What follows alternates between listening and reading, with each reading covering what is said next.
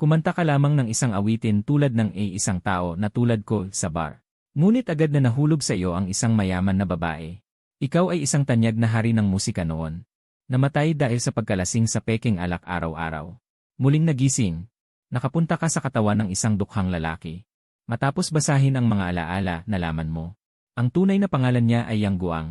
Matapos magtapos, nagtrabaho siya sa isang kumpanya ng advertising bilang isang salesperson.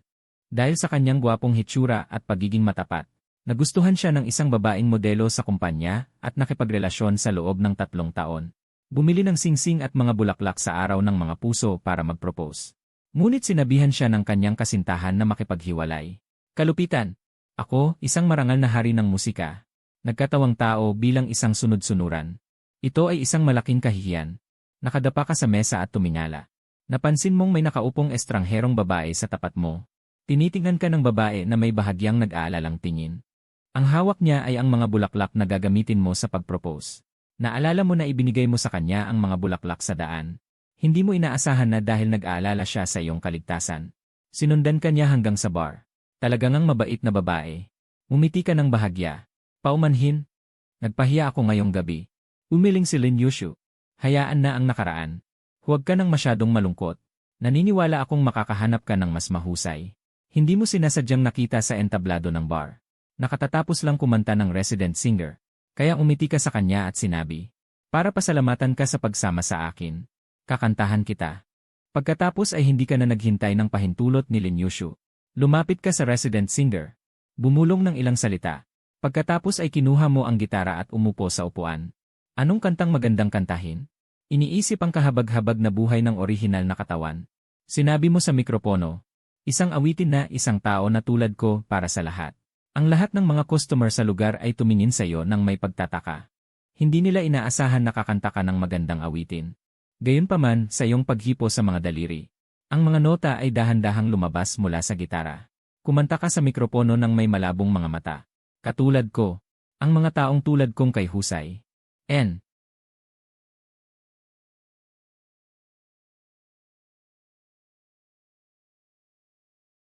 Nagpapalutang-lutang pa rin sa karagatan ng buhay. Ang mga tulad kong matalino, ang mga batang tulad kong matatalino. Matagal nang nagpaalam sa kawalang-muwang. Ginamit pa rin ang isang bahagi ng damdamin para ipalit sa isang katawan ng mga sugat, ipalit sa isang katawan ng mga sugat, ipalit sa isang katawan ng mga sugat hen. Simpleng-simple lang na ilang linya ng liriko, pinagsama sa iyong malalim na boses. Kaya ang dating medyo maingay na bar ay biglang natahimik. Nagsimulang magbulungan ang mga parokyano sa loob ng bar. Ang ganda ng kantang ito. Narinig mo na ba ito dati? Hindi ah. Baka orihinal na kanta ang kinakanta ng lalaking ito. Kaya naman isa-isang inilabas ng mga parokyano ang kanilang mga cellphone. Para simulan kang i-video. Tuloy pa rin ang iyong pag-awit. Ang mga tulad kong nagniningning. Ang mga taong tulad kong walang nagawa. Ang mga taong tulad kong walang nagawa. Ang mga taong tulad kong walang nagawa. Ilan pa ang kilala mong tulad ko?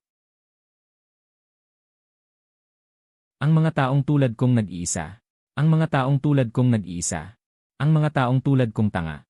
Ang mga taong tulad kong mabagal. Ang mga taong tulad kong hindi kontento sa ordinaryo. Ang mga taong tulad kong hindi kontento sa ordinaryo. Ilan kaya ang mga taong ganyan sa mundo? Sa puntong ito ng kanta, nagsimulang pasukan ng buhangin ang mga mata ng grupo ng mga kalalakihan sa bar. Habang pinapanood kang kumanta sa entablado, sama ng loob ang nararamdaman nila. Sa araw ng mga puso, pumunta ka pa dito para kumanta at paiyakin kami. Tao ka pa ba? Totoong maganda pakinggan. Totoo ring nakakadurog ng puso. Hindi lang ito kanta, kundi ang buhay ng lahat ng naririto. Pagkatapos ng isang kanta, umalinggaw ang masigabong palakpakan sa dating tahimik na bar. Tumayo ka at yumuko sa harap ng mga manonood. Salamat sa inyong palakpakan. At salamat din sa babaeng sumama sa akin sa oras ng aking kalungkutan. Ibinigay mo ang gitara sa residenteng mga awit. Habang papalabas ka ng entablado, tinawag ka ng residenteng mga awit. Oh, saan po ba pwedeng mapakinggan ang kantang yon? Sa mga susunod na araw, pagkatapos kong ma-record, i-upload ko sa Coolcat. Pwede mo na lang hanapin doon. Habang pabalik sa upuan, Nakita mo ang isang grupo ng mga lalaki na pulang-pula ang mga mata. Malalim ang iyong nadama. Si Lin Yushu naman ay nakatakip sa bibig. Nakatitig na may malalaking mata. Tinitignan ang lalaking bagong kakilala. Sa sandaling na yon, naramdaman niya na nagliliwanag ka. Ano kaya ang pinagdaanan niya? At nakasulat ng ganito katinding liriko. Lalo na nang marinig niya ang huling linya. Para sa isang taong tulad kong walang kwenta. Mayroon kayang magmamahal. Halos hindi niya mapigilan ang sarili. Gusto niyang sumigaw. Meron naman. Simula ngayon, alagaan kita. Ngunit bigla niyang napagtanto. Na ngayon pa lang kayo nagkakilala. Biglang namula ang kanyang mga pisngi. Bumalik ka at umupo sa upuan. Tinitignan ang babae na bahagyang nagtanggal ng scarf. Dahil medyo mainit sa bar. Lihim kang nagulat. Isa siyang napakagandang babae. Talagang masasabi na siya ay napakaganda. Napabuntong hininga ka na lang sa iyong isipan. Hindi nagkamali ang mga ninuno. Ikaw ay humahanga lamang. Wala kang masyadong iniisip. Masyado akong miserable ngayon. Kailangan ko munang humanap ng pera. Pagkatapos magbayad, sabay kayong lumabas ng bar. Huminto ka at sinabi kay Lin Yushu. Salamat sa pagsama sa akin para uminom. Gabi na. Okay ka lang bang umuwi mag-isa? Si Lin Yushu ay nagsuot muli ng scarf. Nang marinig niya ang iyong tanong, tumango siya ng bahagya. Okay lang. Nakapark ang kotse ko malapit lang dito. Tumango ka. Kung gayon, paalam. Pagkasabi nito, umalis siya ng may kumpiyansa. Sumigaw si Lin Yushu sa iyong likuran. Salamat sa mga bulaklak mo. Masaya ako ngayong gabi. Hindi ka lumingon. Tinaas mo ang iyong kanang kamay at kumaway. Umalis ka ng malalaking hakbang. Tahimik kang pinanood ni Lin Yushu habang naglalaho ka sa kanto ng kalye. Pagkatapos ay tumingin siya sa mga bulaklak na yakap niya. Bahagya siyang umiti. Pinilit siya ng kanyang pamilya na lumabas para makipag-date na yung araw. Para makatakas, nagpunta siya rito para maglibot sa mga tindahan. Nagkataon na nakita kanya sa daan na mukhang nawawala. Ibinigay mo sa kanya ang mga bulaklak. Mukha kang wala ng pag-asa sa buhay. Nag-alala siya na may mangyari sa'yo. Kaya sinundan kanya hanggang sa bar. Ang hindi niya inaasahan ay napakaganda mo palang kumanta. Lumapit si Lin Yushu sa isang sports car. Binuksan niya ang pinto at pumasok. Kasunod nito, umalingaw-ngaw ang makina. Naglalaho ang asul na sports car sa dulo ng kalye. Villa ng Zitan. Ito ay isang mayamang distrito sa lungsod ng Mojing. Umuwi si Lin Yushu. Inilagay niya ang mga bulaklak sa vanity table. Napansin niya na may nakatagong pula sa loob ng palumpon. Isang maliit na kahon at isang card. Isang brilyanteng singsing ang nasa loob ng kahon. Nakasulat sa card ang 4 na linya. Sumumpa ng buhay at kamatayan. Makipagkasundo sa'yo. Hawakan ang iyong kamay. Tumanda kasama ka. Isang lagda ang iniwan sa kanang ibaba. Yang Guang. Binigkas ni Lin Yushu ng ilang beses sa mahinang boses. Muling lumitaw sa kanyang isipan ang iyong pag-awit. Sa wakas, hindi napigilan ang mga luha at dumaloy mula sa kanyang mga mata. Nagniningning ang mga ilaw sa labas ng bintana. Karamihan sa mga taong masaya ay pareho. Ngunit ang mga taong malungkot ay may kanya-kanya. Sa kabilang banda, naglakad ka ng matagal sa malamig na hangin. Wala nang gaanong tao sa kalye ngayon. Wala kang pera sa iyong bulsa. Ang perang kinita mo sa mga nakaraang taon ay napunta lahat sa iyong dating kasintahan na si Huke. Ang iyong mga magulang sa bahay ay mga magsasaka pa rin sa kanayunan. Pero napakahusay talaga ng mga magulang mo. Talagang nagtiis sila para mapagtapos ka ng kolehiyo. Bahagya kang napangiti. Bahagya ring namumula ang iyong mga mata. Dahil maagang namatay ang mga magulang mo sa nakaraang buhay. Ang pagmamahal ng mga magulang ay isang luho para sa iyo. Hindi ko akalain na mapupunta ako rito. Hindi lang binigyan ka ng langit ng pangalawang buhay. Binigyan ka pa ng isang mabait na magulang. Naisip mo na dapat mo silang alagaan ng mabuti. Pagbalik sa inuupahang bahay, may butas pa rin ang bintana. Napakalamig.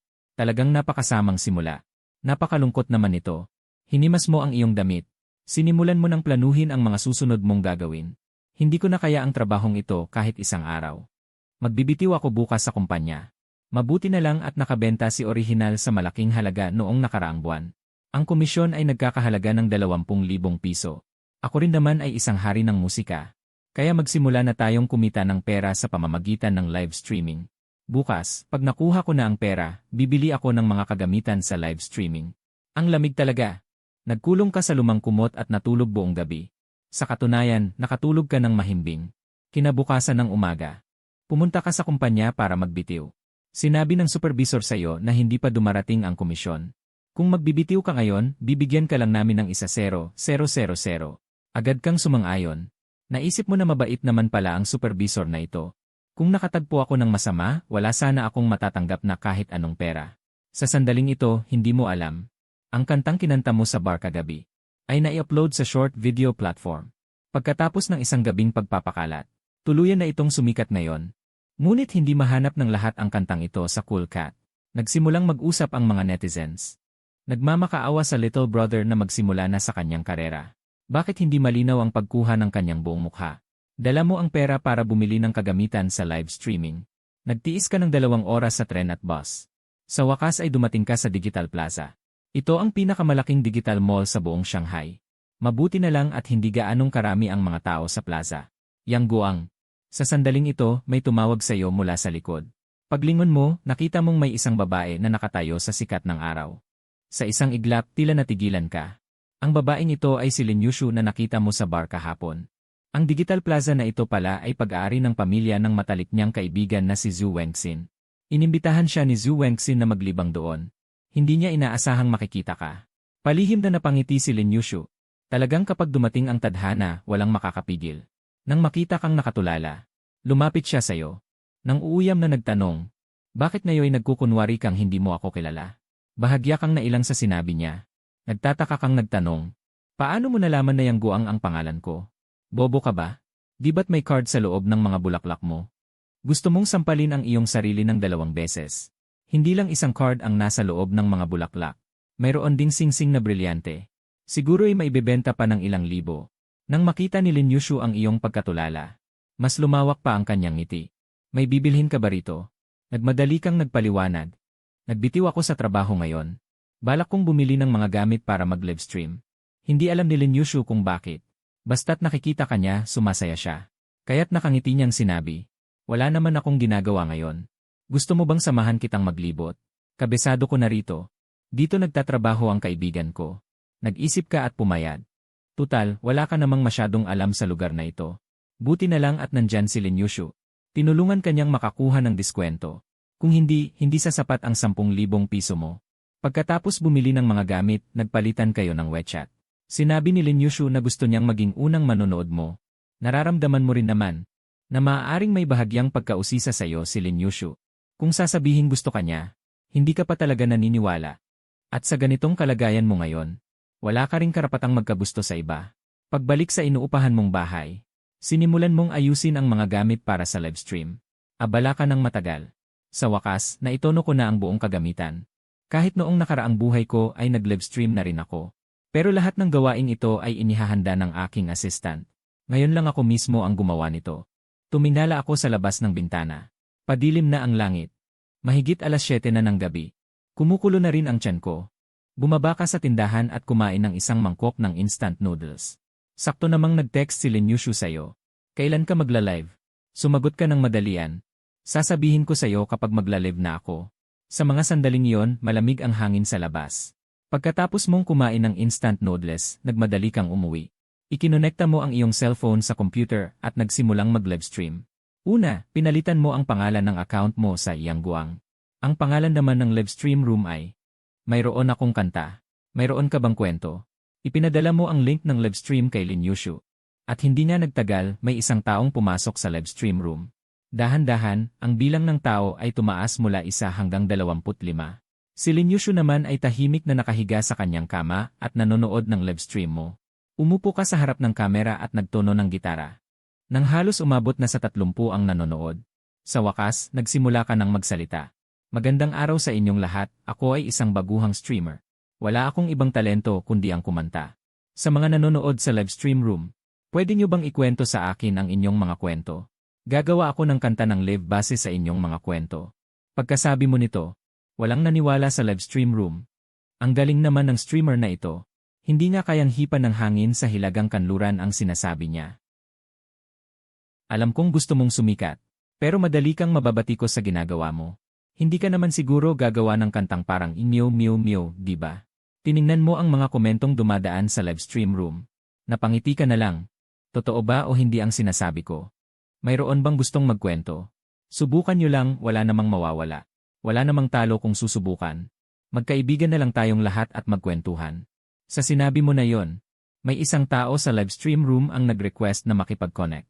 Pagkatapos mong pumayag, isang babae ang kumonekta. Simulan mo na ang iyong kwento. Bumagal na ang iyong paghinga at ang mga manonood sa iyong live stream. Nag-atubili ang babae bago magsalita.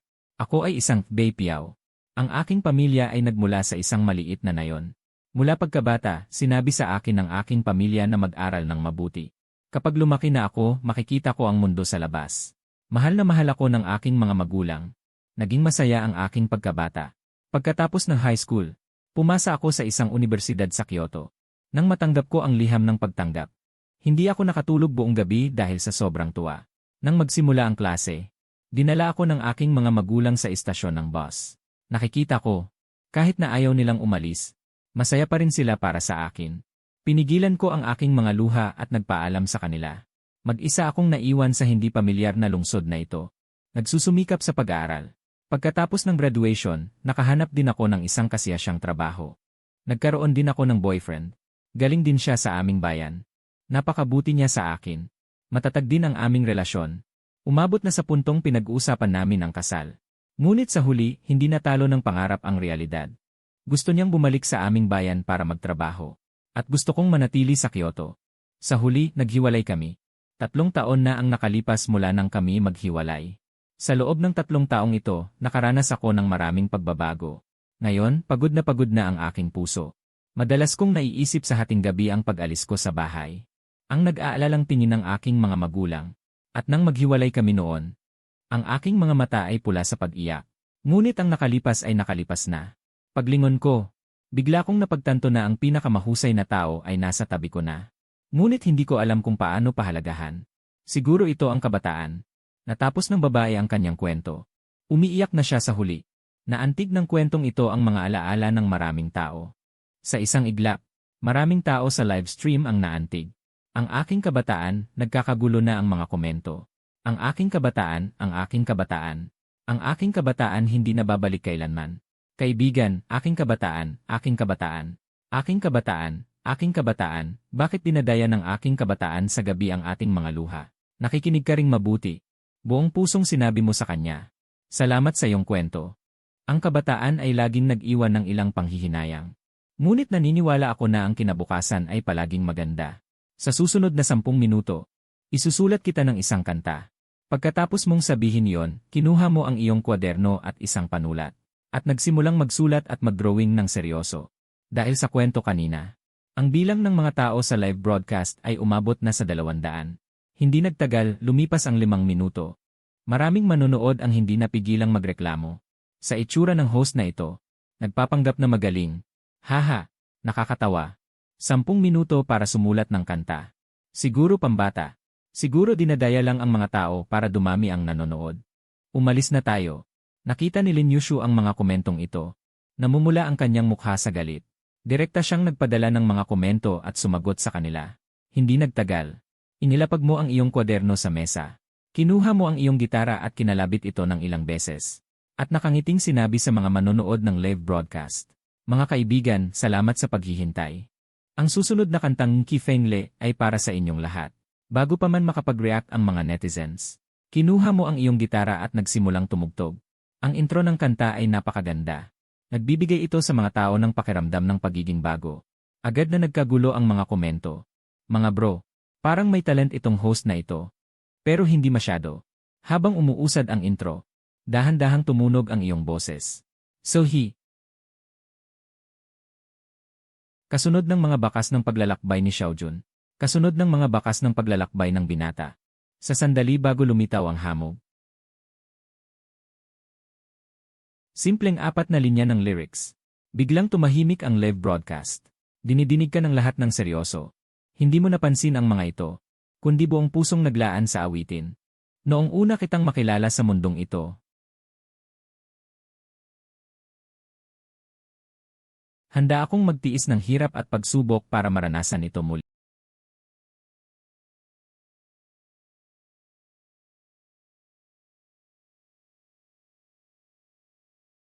Lumipas man ang mga taon at magkaiba ang ating mga mukha, tagahanga. Hindi ko inaasahang marinig ang iyong halakhak. Hindi ko inaasahang marinig ang iyong halakhak. Dati akong nahirapan sa mundong ito. Dati akong nahirapan sa mundong ito. At nalunod din sa mga panaginip nito. At nalunod din sa mga panaginip nito.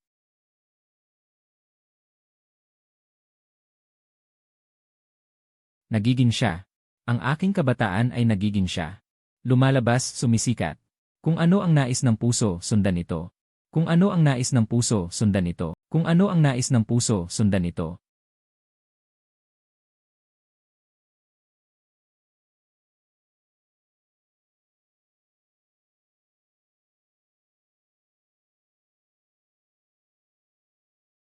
Ang bilang ng mga online user ay 10,000. Lubos na nagulat ang mga netizen. Mabilis ding tumataas ang bilang ng mga tao sa live stream. 5,000. Mabilis itong lumampas sa 20,000. Maraming bagong dating na netizen ang nagtatanong. Ang ganda naman kumanta ng host na ito. Original song ba ito? Sinasagot na kayo ng mga netizen na naunang pumasok sa live stream. Sinulat ng host ito sa loob lamang ng 10 minuto. Ang galing! Si Linyushu naman ay napahawak sa kanyang bibig dahil sa labis na pagka-excite. Kahapon pa lang, nagandahan na siya sa kantang yon. Hindi ko akalain na makakasulat ka pa ng isa pang kanta ngayon mismo. At mataas pa rin ang kalidad. Ang pinakamahalaga, tumagos talaga ang kanta sa puso niya. Sa mga sandaling ito, patuloy ka pa rin sa pagkanta.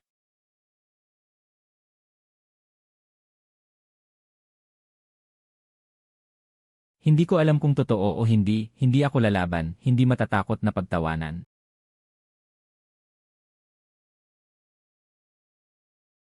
Sa wakas, ibinalik ko na ang aking kabataan sa kanya. Kasama ang asul na lumalabas sa dulo ng mga daliri. Kasama ang kasaganahang lumalabas sa dulo ng mga daliri. Kasama ang kasaganahang lumalabas sa dulo ng mga daliri.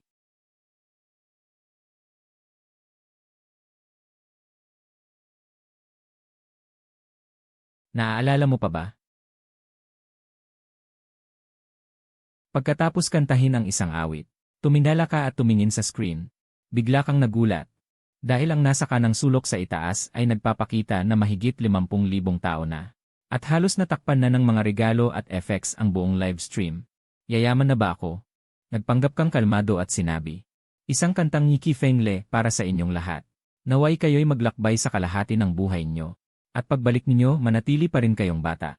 Sa pagkakataong ito, sumabog na ng tuluyan ang chat box ng live stream. Anong klaseng awit ito? Ang ganda, sobrang ganda. Ang taas ng tono tumagos sa puso ko. Napaiyak ako. Ito ang nawala kong kabataan. Pakiusap, magdebut ka na. Sa sandaling ito, ang babaeng nagkukwento ay umiiyak na. Pagkatapos kumalma, sabi niya sa'yo ng taos puso. Salamat sa awit mo.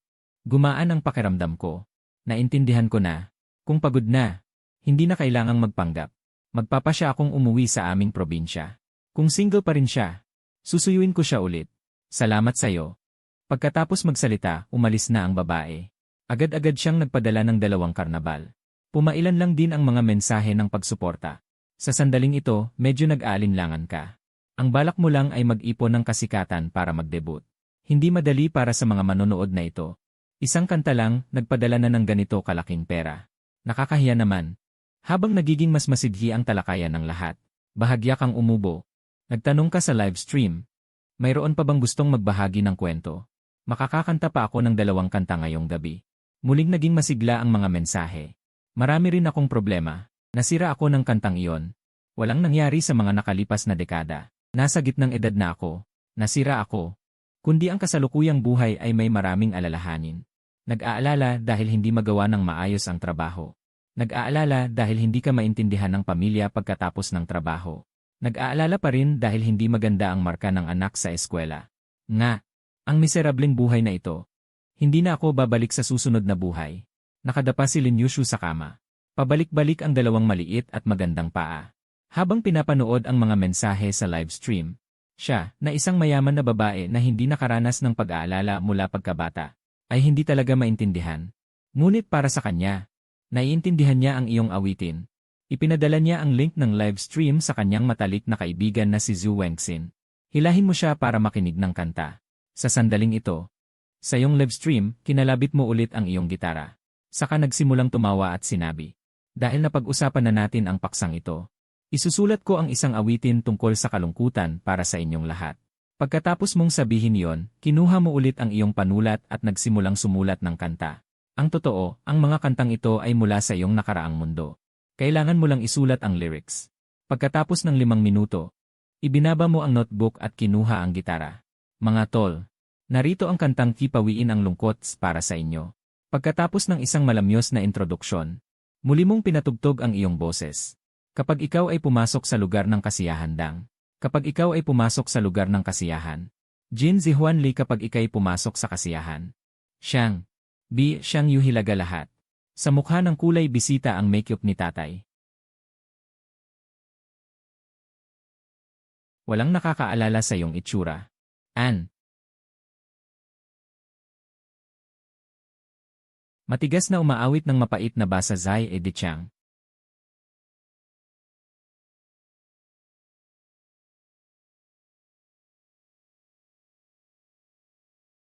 Isang baso para sa sikat ng araw, isang baso para sa liwanag ng buwan Jing. Baso para sa sikat ng araw, baso para sa liwanag ng buwan. Ginising ang aking pananabik, pinagaan ang malamig na bintana. Pananabik, pinagaan ang malamig na bintana, ginising ang aking pananabik. Ay maaaring lumipad ng pasalungat sa hangin nang hindi lumilingon. Si Yu ay maaaring lumipad ng pasalungat sa hangin at hindi na lumingon pa. I ay maaaring lumipad ng pasalungat sa hangin nang hindi lumilingon. Sa puso'y may ulan. Hindi natatakot kung sa puso'y may ulan, sa mata'y may yelo. Hindi nagpapadala sa puso, may katangian sa paningin at hamog sa umaga.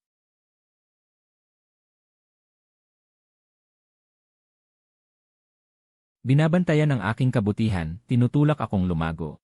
Kaya't ang mga daan sa hilaga at timog ay hindi na. Ang kaluluwa ay hindi na walang lugar na mapupuntahan. Kakalabas mo palang kumanta ng kalahati. Hindi na matiis ng mga manonood sa live stream. Hindi ba't sinabi ng tagapagbalita na magpawi ng lungkot? Bakit sobrang nakakayak?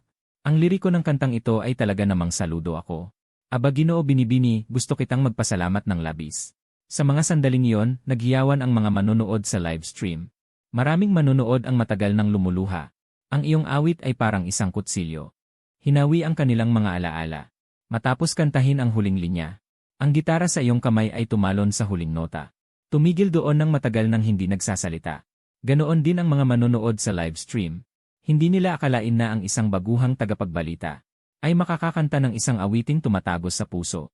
Tumingin ka sa screen at nakangiting sinabi. Pagpupugay sa ating mga taong patuloy na nagsusumikap para sa buhay. Ang pangungusap na ito ay tila nagsindi ng isang mitsa. Agad na pinasabog ang mga komento sa live stream. Isang basong alak ang nagpaiyak sa akin, ang tagapagbalita ay talagang mahusay sumulat. Talagang may mga henyo sa karaniwang tao. 8 basong alak ang nagpaiyak sa akin, 8 basong alak ang nagpaiyak sa akin. Naghihintay na mag-debut ang tagapagbalita para ayusin ang mundo ng musika. Samantala, sa panig ni Lin Yushu, tumawag si Zhu Wengxin. Magsalita ka na. Paano mo natagpuan ang kayamanang lalaking ito? Nang marinig ang sinabi ni Zhu Wengxin, bahagyang namula ang magandang mukha ni Lin Yushu. Huwag kang magulo. Kagabi ko lang din siya nakilala. Huwag kang mahiya, kapatid. Hindi ka na bata. Kung may gusto ka, samantalahin mo. Kung hindi, ako na ang kukuha. Nanlaki ang bilog na mata ni Lin Yushu. Bibigyan kita ng pagkakataon. Ulitin mo ang sinabi mo kanina. Ngumiti si Zhu Wengxin. Nagbibiro lang ako. Sa sandaling ito, mayroon na namang tumawag sa live stream. Tagapagbalita. Ang hirap ng buhay. Maaari mo bang sabihin sa amin kung ano ang buhay na pinapangarap mo?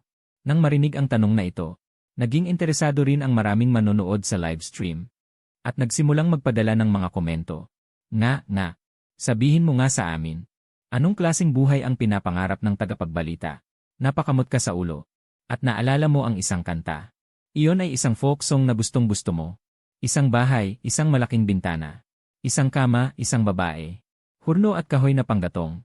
Luntiang burol at birding dalisdis. Ito ang tahimik na buhay na lagi mong pinapangarap. Kaya tumingin ka sa live stream. Sinabi sa mikropono. Dahil nagtanong ang netizen na ito. Kaya't ang susunod na kantang iaalay ko sa inyo ay ang huling kanta. Ang kantang ito ay tungkol sa ang buhay na inaasam ko sa aking puso. Agad na naging masigla ang barrage. Ang galing mo, Brod. Ang mga orihinal na kanta ay kinakanta na parang libre.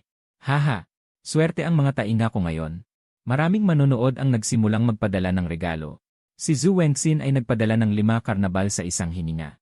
Tumango ng may kasiyahan si Lin Yushu nang makita ito. Agad din siyang nagpadala ng 0 karnabal. Ang galing mo, boss. Puno ng salitang galing ang lumilipad sa screen. Hanggang sa umalingaw ang tunog ng iyong gitara. Doon pa lamang tumahimik ang live streaming room. Seryosong nakikinig ang mga netizen sa intro ng kanta. Umaasa sa kanilang puso kung anong sorpresa ang kaya mo pang ibigay. Sa pagsulong ng intro, kinuha mo ang mikropono at nagsimulang kumanta. Iguhit ang isang sariling liwanag para sa malungkot na gabi.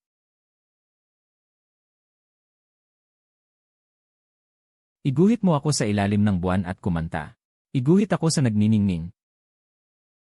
Huwang, malaki. Chuan, bintana. Siyang Zhangchuang sa isang kama. Iguhit muli ang kama, Zhangchuang sa itaas. Hua siyang Zhangchuang, iguhit muli sa isang kama.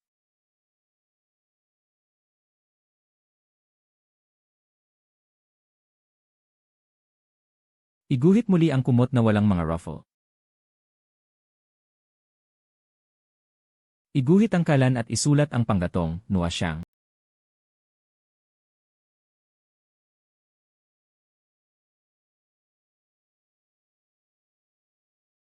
Simpleng melodya, ngunit may bahid ng kalungkutan. Gamit ang iyong bahagyang paos na boses, kinanta mo ang iyong pinakamagandang inaasam. Hindi lamang ang mga netizen sa live streaming room ang natigilan sa pakikinig. Naakit din sa pakikinig sina Lin Yushu at Zhu Wengxin. Dahil anuman ang kahirapan o kayamanan, ang bawat isa ay may inaasam na lugar sa kanilang puso. Ang paninirahan doon ay magbibigay kapayapaan sa kanilang kaluluwa. Sa mga oras na ito, nagpapatuloy pa rin ang iyong pagtatanghal. Iguhit ang mapayapang postura ng ina. Iguhit ang mapayapang postura ng ina.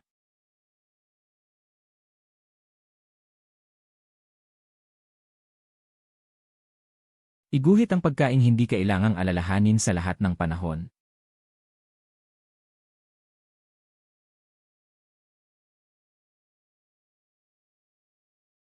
Ene. Ene.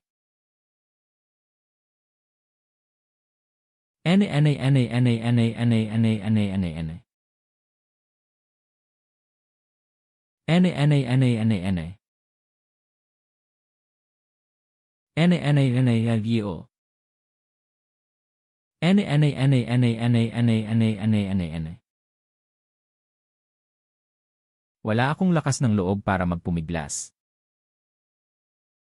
Isang panulat na lamang ang natira, iginuguhit ang kalungkutan. Wala. Umaawit ang mga anak ni Peng. Wala akong lakas ng loob para makipaglaban.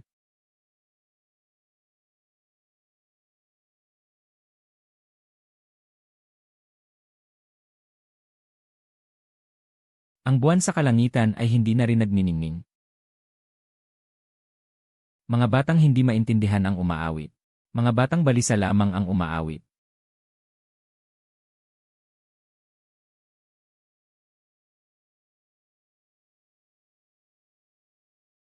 Tapos na ang awitin.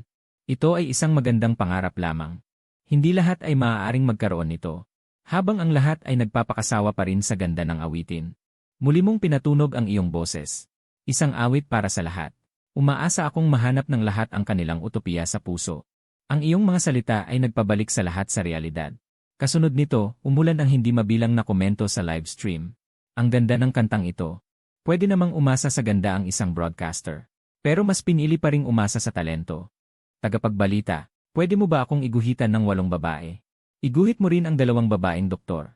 Astig tong bro na to. Marunong ka sa buhay. Tiningnan mo ang oras. 10:00 na ng gabi. Kaya sinabi mo sa screen.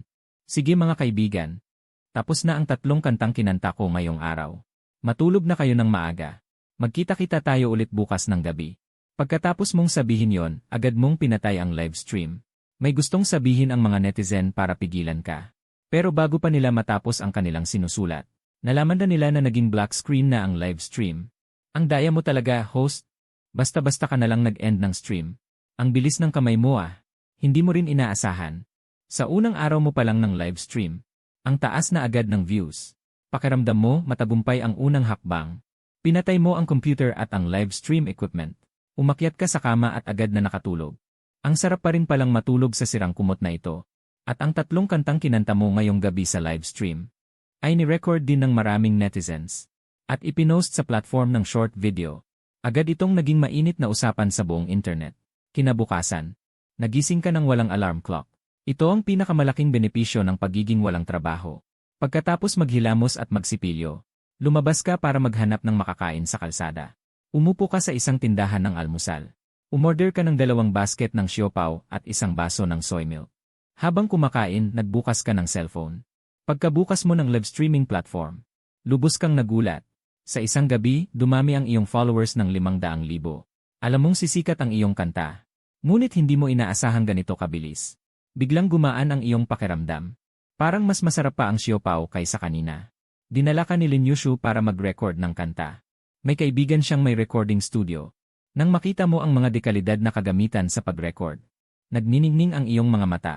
Sa isang hininga, nirecord mo ang lahat ng 4 na kanta. Labis na humanga ang may-ari ng recording studio na si Zhang Huiping sa iyong talento. Musisyan din kasi siya. Pilit kanyang niyaya na maghapunan. Marami rin kayong nainom na alak. Pagbalik mo sa iyong inuupahang apartment, 10:00 na ng gabi. Pakiramdam mo ay ayos ka pa naman. Tutal, hindi ka pa rin makatulog. Kaya binuksan mo na lang ang iyong mga kagamitan para mag-live stream ng kaunti. 5 minuto pa lang bukas ang live stream.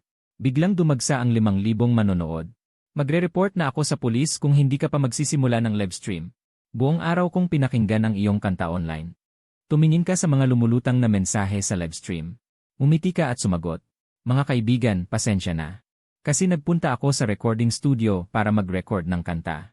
Kaya medyo late na ako nakabalik. Pero bukas, mapapakinggan na ninyo ang recording version ng kanta. Tuwang-tuwa ang mga netizens. Halos ma-stuck ang live stream dahil sa dami ng mensahe. Sa mga sandaling ito, patuloy pa ring dumarami ang bilang ng mga tao sa live stream. Mabilis itong umabot sa 10,000.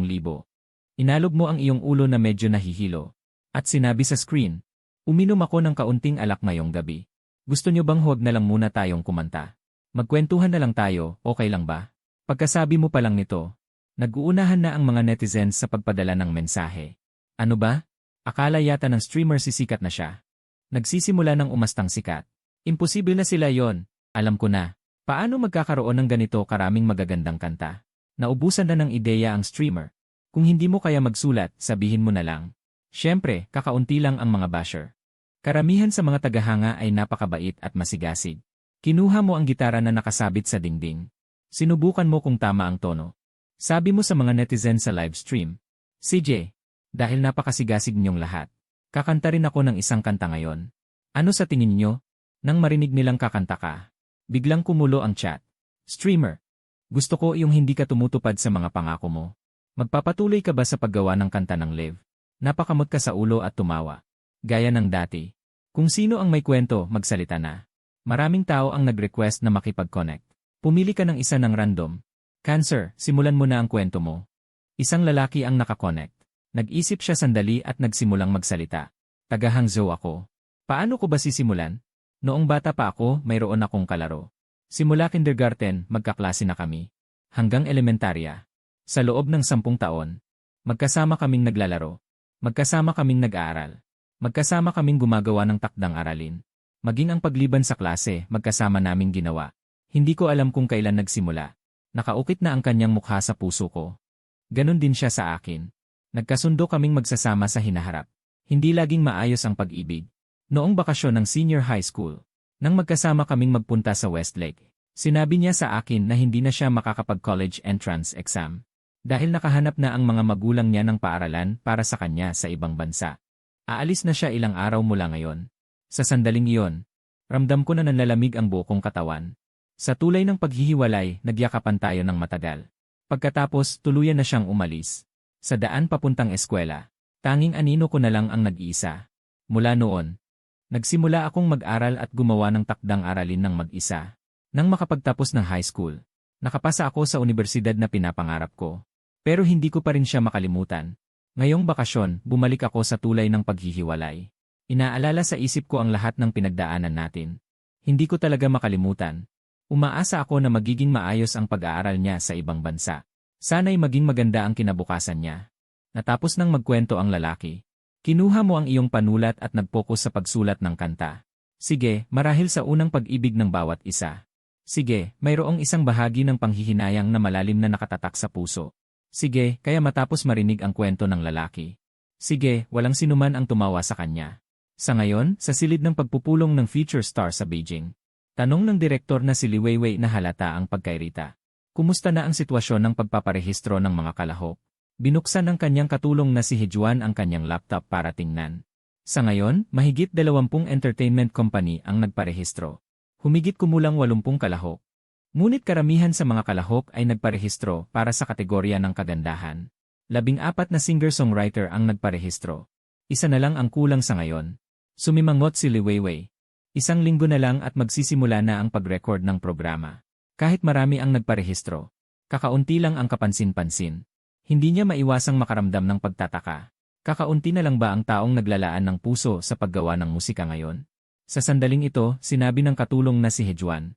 May bagong lumabas na music streamer sa internet kamakailan. Sa loob lamang ng 2 araw, tumaas ng 2 milyon ang kanyang followers. Nagsusulat siya ng kanta ng live tuwing nagla-livestream siya. Napakaganda ng mga kanta. Biglang lumiwanag ang mga mata ni Li Weiwei nang marinig niya ito. Ngunit may pag-aalinlangan din siya. Magiging maayos kaya ang isang internet singer? Napansin ni Hijuan ang kanyang pag-aalinlangan. Kaya nagmadali siyang nagmungkahi. Director, nagla-livestream siya ngayon. Maaari nating panoorin. Tumanggo si Li Weiwei. Hayaan si Hijuan na buksan ang live na kuha. Sa kuha, katatapos mo lang isulat ang kanta. Nag-angat ka ng ulo at sinabi sa screen. Mga Baozi, salamat sa paghihintay. Ang kwento ay ginawa ng isang kanta. Ang kantang Duan Kiao Kan Ksui ay iniaalay ko sa inyo. Sa pagkarinig pa lamang ng pamagat ng kanta na binigkas mo, nagliwanag ang mga mata ng mga netizen sa live broadcast. Kay ganda ng pamagat na puno ng pagiging makata. Magtahimik po tayong lahat. Pakinggan nating mabuti ang pagkanta ng broadcaster. Dumadaloy ang iyong mga daliri sa gitara. Dahan-dahan ding umaalingaw ang iyong boses. Hindi mahanap ang lanta at sirang pakpak ng bulaklak na paru-paro. Hindi na kailanman maghihintay ng pagkabulok. Hindi na kailanman maghihintay ng pagkabulok.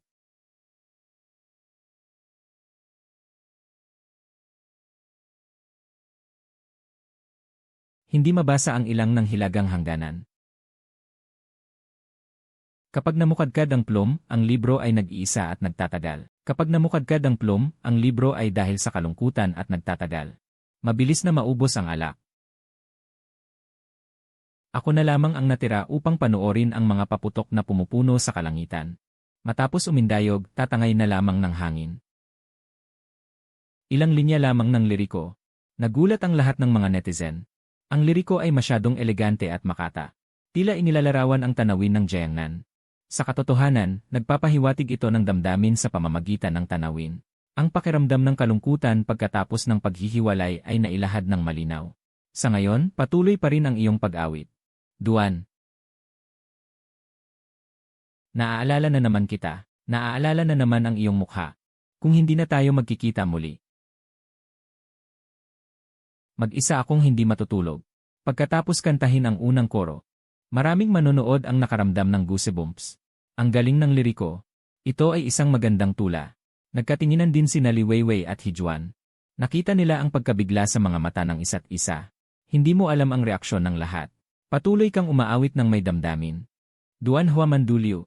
Ako na lamang ang natira upang panoorin ang mga paputok na pumupuno sa kalangitan. Matapos umindayog, tatangay na lamang ng hangin yaw. Duan. Panata sa Broken Bridge. Shui Song. Sa ilalim ng tubig, ang malamig na kuweba ay parang nyebe, natitira lamang ang bahagyang pagkatunaw. Shui Song.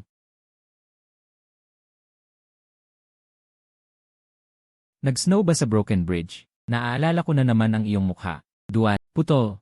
Kung muling magkikita ang panahon, ang mga willow sa White Causeway ay laging luluha, Majifu.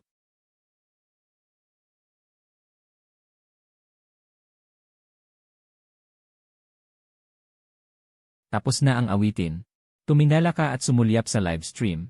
Ang bilang ng mga online na manonood ay lumampas na sa 500,000. Ngunit pinagdududahan mong peke ang 500,000 taong ito. Dahil pagkatapos ng kanta, walang lumabas na kahit isang comment. Walang magagawa. Kailangan mong sabihin ang klasikong pangwakas na linya. Mga kaibigan sa live stream, inihahandog ko sa inyo ang kiputol na tulay sa natirang nyebe. Sana magustuhan nyo. Sa sandaling ito, biglang nagising ang mga netizen. Nagsimula nang sumabog ang comment section. Ay, tapos na agad kumanta. Mga kapatid, ang ganda-ganda ng kantang ito. Itinuturing kitang Diyos ng musika. Nang makita ang mga comment na ito, napatawa ka na lang din ng walang magawa. Mahilig lang mag-ingay ang mga netizen. Pagkatapos marinig ang kanta, tuluyang natigilan si Li Weiwei. Napakaganda ng kanta kaya nagduda siya. Nagdududa siya na lahat ng ito ay inayos ng maaga. Pinahanap niya sa kanyang assistant ang lahat ng dati mong kanta. Para malaman kung may talento ka talaga. O isa kang isa sa 1,000,000. Mabilis na nahanap ni Hijuan ang 4 na video. Isa-isa niyang ipinakita sa direktor. Pagkatapos makinig, pumalakpak si Li Weiwei. Siya na. Kontakin agad siya. Tanungin siya kung interesado siyang sumali sa Future Star. Sumagot si Hijuan. Nagpadala siya sa iyo ng pribadong mensahe sa backstage. Habang naghahanda kang mag-log off, bigla mong napansin ang mensaheng ito. Pagbukas mo, galing ito sa grupo ng Future Star.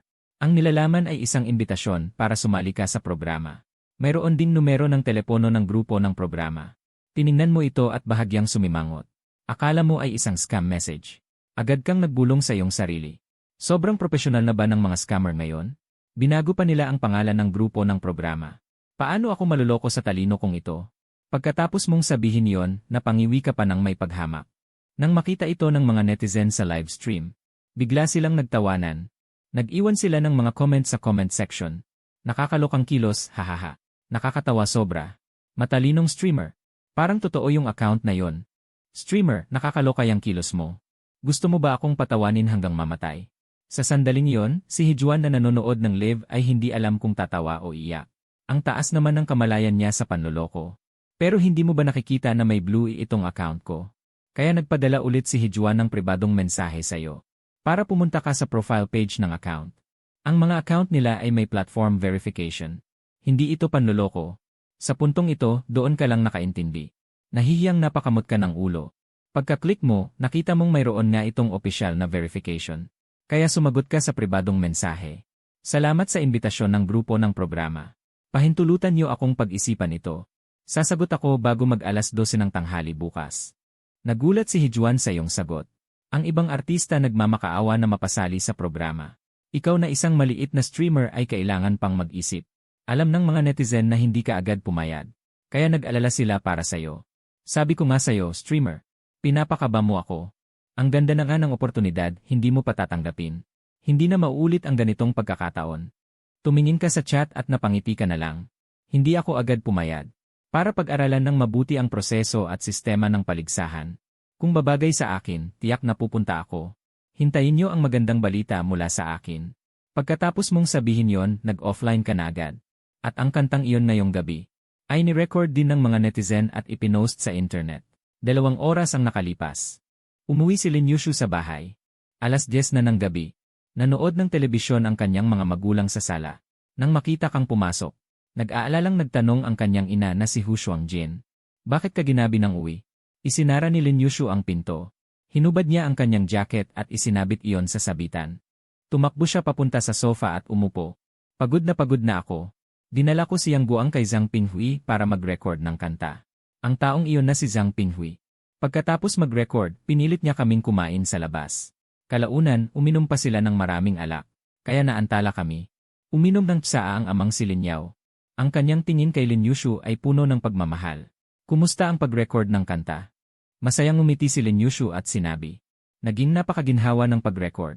Si Zhang Pinghui ay naging maliit na tagahanga ni Yang Guang.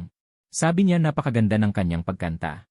Pagkatapos ng ilang tsismisan, humiga si Lin Yushu sa sofa at nagsimulang mag-scroll sa kanyang telepono.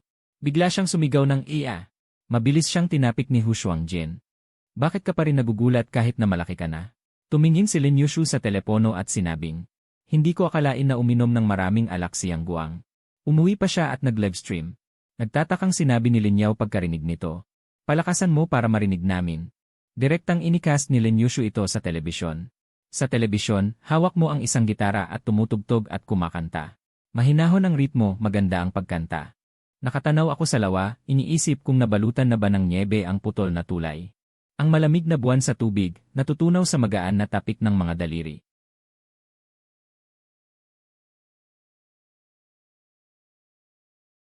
Kung hindi na tayo muling magkikita. Madalas na nakalambitin ang mga willow sa Bay Causeway, tila basa at buhay na buhay. Nagulat si Hu Shuangjin pagkatapos marinig ito. Napakaganda ng kantang ito. Ang ganda rin ng mga lyrics. Parang mga tula na isinulat ng mga sinaunang tao. Mayabang na umiti si Lin Yushu at sinabi. Sabi ko na nga ba? Talagang napakatalento ni Yang Guang. Tumango rin si Lin Yao. Talagang mahusay ang batang ito. Mukha rin siyang tapat. Natuwa si Lin Yushu pagkarinig nito. Ang kanyang ama ay ang chairman ng Lin Group. Hindi basta-basta pumupuri ng tao. Inilagay ni Lin Yao ang isang file folder sa harap ni Lin Yushu. Seryoso niyang sinabi.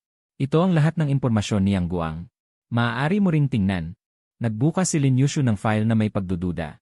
Pagkatapos ay nanlaki agad ang kanyang mga mata. Inimbestigahan niyo si Yang Guang. Uminom ng tsaa si Lin Yao. Ang taong gusto ng anak ko. Kailangan kong alamin kung anong klaseng tao siya. Namumula na sa hiya ang mukha ni Lin Yushu. Hindi pa naman kami magkasintahan. Pagkasabi niya nito, kinuha niya ang mga dokumento at seryosong binasa. Nakalista ng malinaw ang lahat ng impormasyon mo doon. Pagkatapos basahin, natahimik si Lin Yushu. Hindi niya akalain na ganoon kahirap ang pinagdaanan mo mula pagkabata. Bigla niyang naalala noong naghapunan sila ni Zhang Pinghui ngayong gabi. Nang sinabi mong susubukan mong pumasok sa mundo ng showbiz. Kaya tumingala siya at tinanong si Lin Yao. Gusto kong magtayo ng entertainment company. Ano sa tingin mo? Nagulat si Lin Yao. Tinanong niya kung bakit niya naisip iyon. Seryosong sumagot si Lin Yushu. Pupunta si Yang Guang sa mundo ng showbiz balang araw. Kaya wala na kaming mapag-usapan. Gusto kong magtayo ng entertainment company. Para pirmahan si Yang Guang. Para magkasama kaming dalawa. Hindi pa pumapayag si Lin Yao. Nang na-excite si Hu Shuangjin. Pwede yan, Laolin. Ang talino talaga ng anak natin. Kailangan mong suportahan ito. Nag-isip si Lin Yao at naisip niyang pwede rin. Hindi naman siguro gagastos ng malaki. Hayaan na lang ang anak na maglibang. Kaya sinabi niya kay Lin Yushu, kung gagawin mo, huwag kang magtipid. Bibigyan kita ng 20 milyon. Dagdag pa rito, ibibigay ko sa iyo ang 2 palapag ng Aulong Building bilang lugar. Bibigyan din kita ng 2 tao. Ikaw na ang bahala kung paano mo gagawin. Tumalon sa tuwa si Lin Yushu. Tumakbo siya at niyakap ang leg ni Lin Yao at hinalikan ito. Salamat, Daddy. Alam kong ikaw ang pinakamabait. Kinabukasan. Hinanap mo sa internet ang Feature Star. Ang programa ay nahahati sa 3 kategorya. Bawat kategorya ay may 15 kalahok. May kabuang 45 kalahok. Ang pinakamahirap na kategorya ay ang Chosen One. Dapat mayroon kang talento sa pagkanta at kakayahang lumikha. Nag-aalangan ka kung sasali ka o hindi. Nang biglang tumawag si Lin Yushu, masaya kanyang hinikayat. Siyempre dapat kang sumali. Sikat na sikat ang programang ito. Sa iyong talento, siguradong makakarating ka sa huli. Nang marinig ito, hindi ka na nag-alinlangan. At sinabi sa kanya ng may kasiguruhan. CJ, babalik ako na may tropeo. Si Lin Yushu ay tumawa ng malakas matapos marinig ito. Sige ba? Magbibigay ako ng sorpresa sa iyo sa araw na yon. Nagtanong ka ng may pagtataka. Anong sorpresa? Ngunit ayaw sabihin ni Lin Yushu. Sabi na, sorpresa. Paano ko sasabihin sa iyo ngayon? Kung sasabihin ko sa iyo ngayon, hindi na iyon sorpresa. Pagkatapos ibaba ang telepono, kinontak mo ang production team para mag-apply sa kompetisyon. Si Hijuan ay sobrang natuwa nang matanggap ang tawag. Sinabihan kanyang pumunta agad sa Kyoto pagkatapos ng 3 araw para sa pagre-record. Hapon, ipinadala sa iyo ni Zhang Pinghui ang lahat ng 4 na kantang na-record. Inupload mo ang mga kanta sa Coolcat Music Platform. Hindi nagtagal, maraming netizens ang nag-click para mag-download at makinig. Pagkatapos ng 3 araw, pumunta ka sa Kyoto dala ang iyong gitara. Lumapit ka sa marangyang villa ng production team. Tiningnan ka ng gwardya dahil sa iyong simpleng pananamit. Hinarang ka niya agad. Sino ka? Anong ginagawa mo rito? Kahit anong paliwanag mo, hindi ka pa rin pinayagan ng gwardya. Sa huli, isang babae ang lumabas mula sa villa. Siya ay si Hijuan, ang assistant ng direktor. Nang makita ka niya, nakipagkamay siya ng masigla. Guro Yang Guang. Maligayang pagdating sa programa. Natigilan ang gwardya. Nagmadali siyang humingi ng tawad sa iyo. Hindi mo na ito pinansin. Sumunod ka kay Hijuan sa opisina ng direktor. Ang direktor na si Li Weiwei ay nasa edad 40. Nakasuot siya ng formal na damit pang propesyonal. Kalmado kang bumati sa kanya. Magandang araw po, direktor. Ako po si Yang Guang. Matagal na umanong inaabangan ni Li Weiwei ang pagdating mo.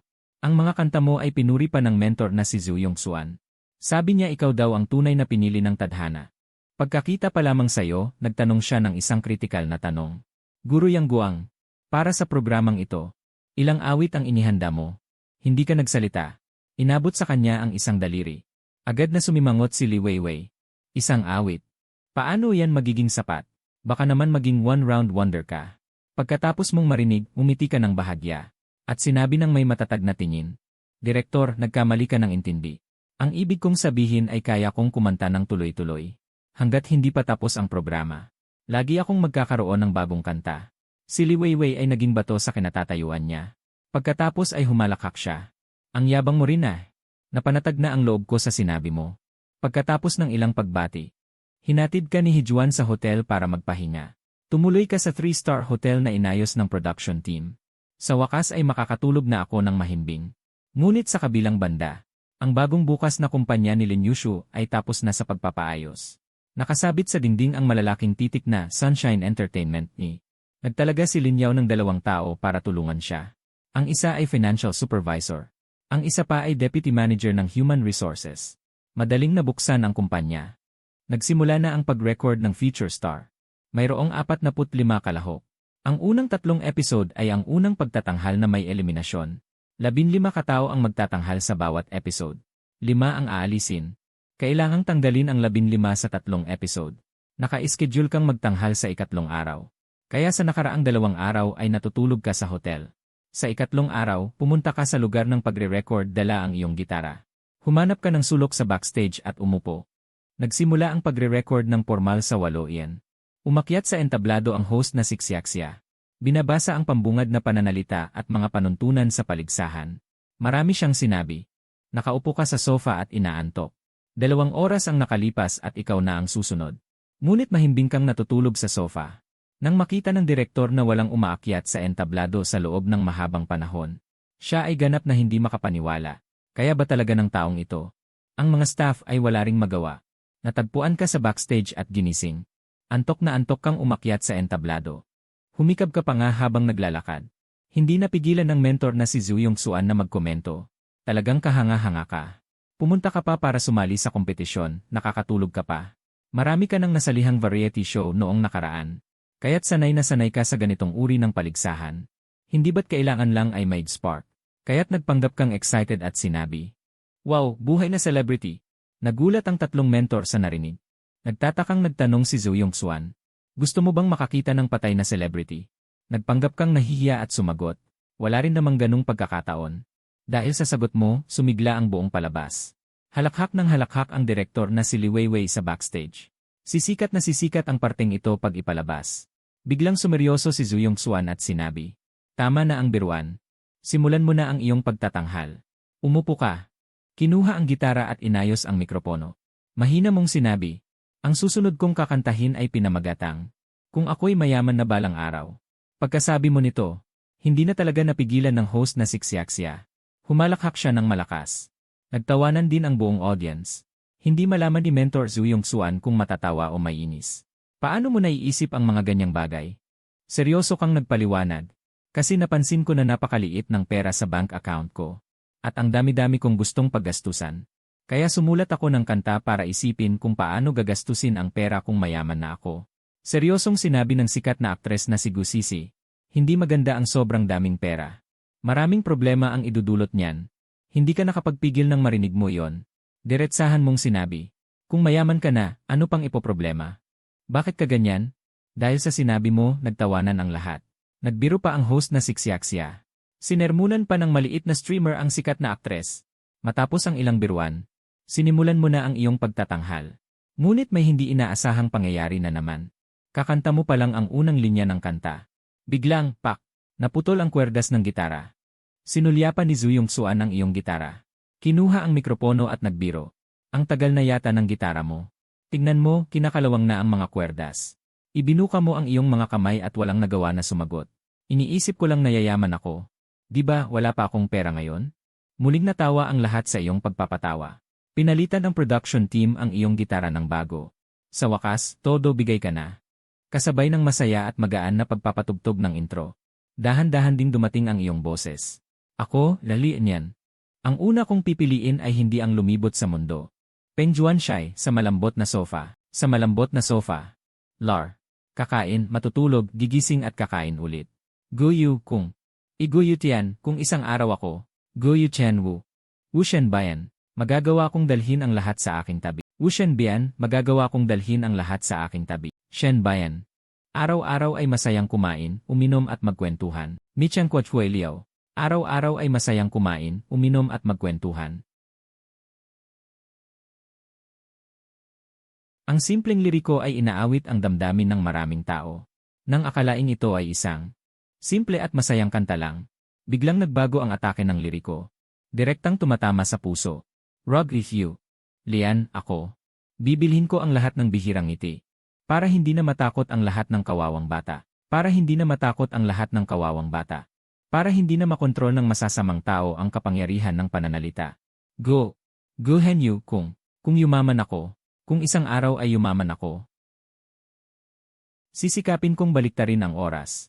Hindi para mag-ambag sa mga ideal ng sangkatauhan. Para lang sabihin sa kanya na ako ay humihingi ng paumanhin. Pagkatapos ng kanta, nabigla ang lahat. Direktor na si Wang Dong, tahasang sinabi. Ito lang ang nag-iisang kantang tumagos sa puso ko sa buong palatuntunan.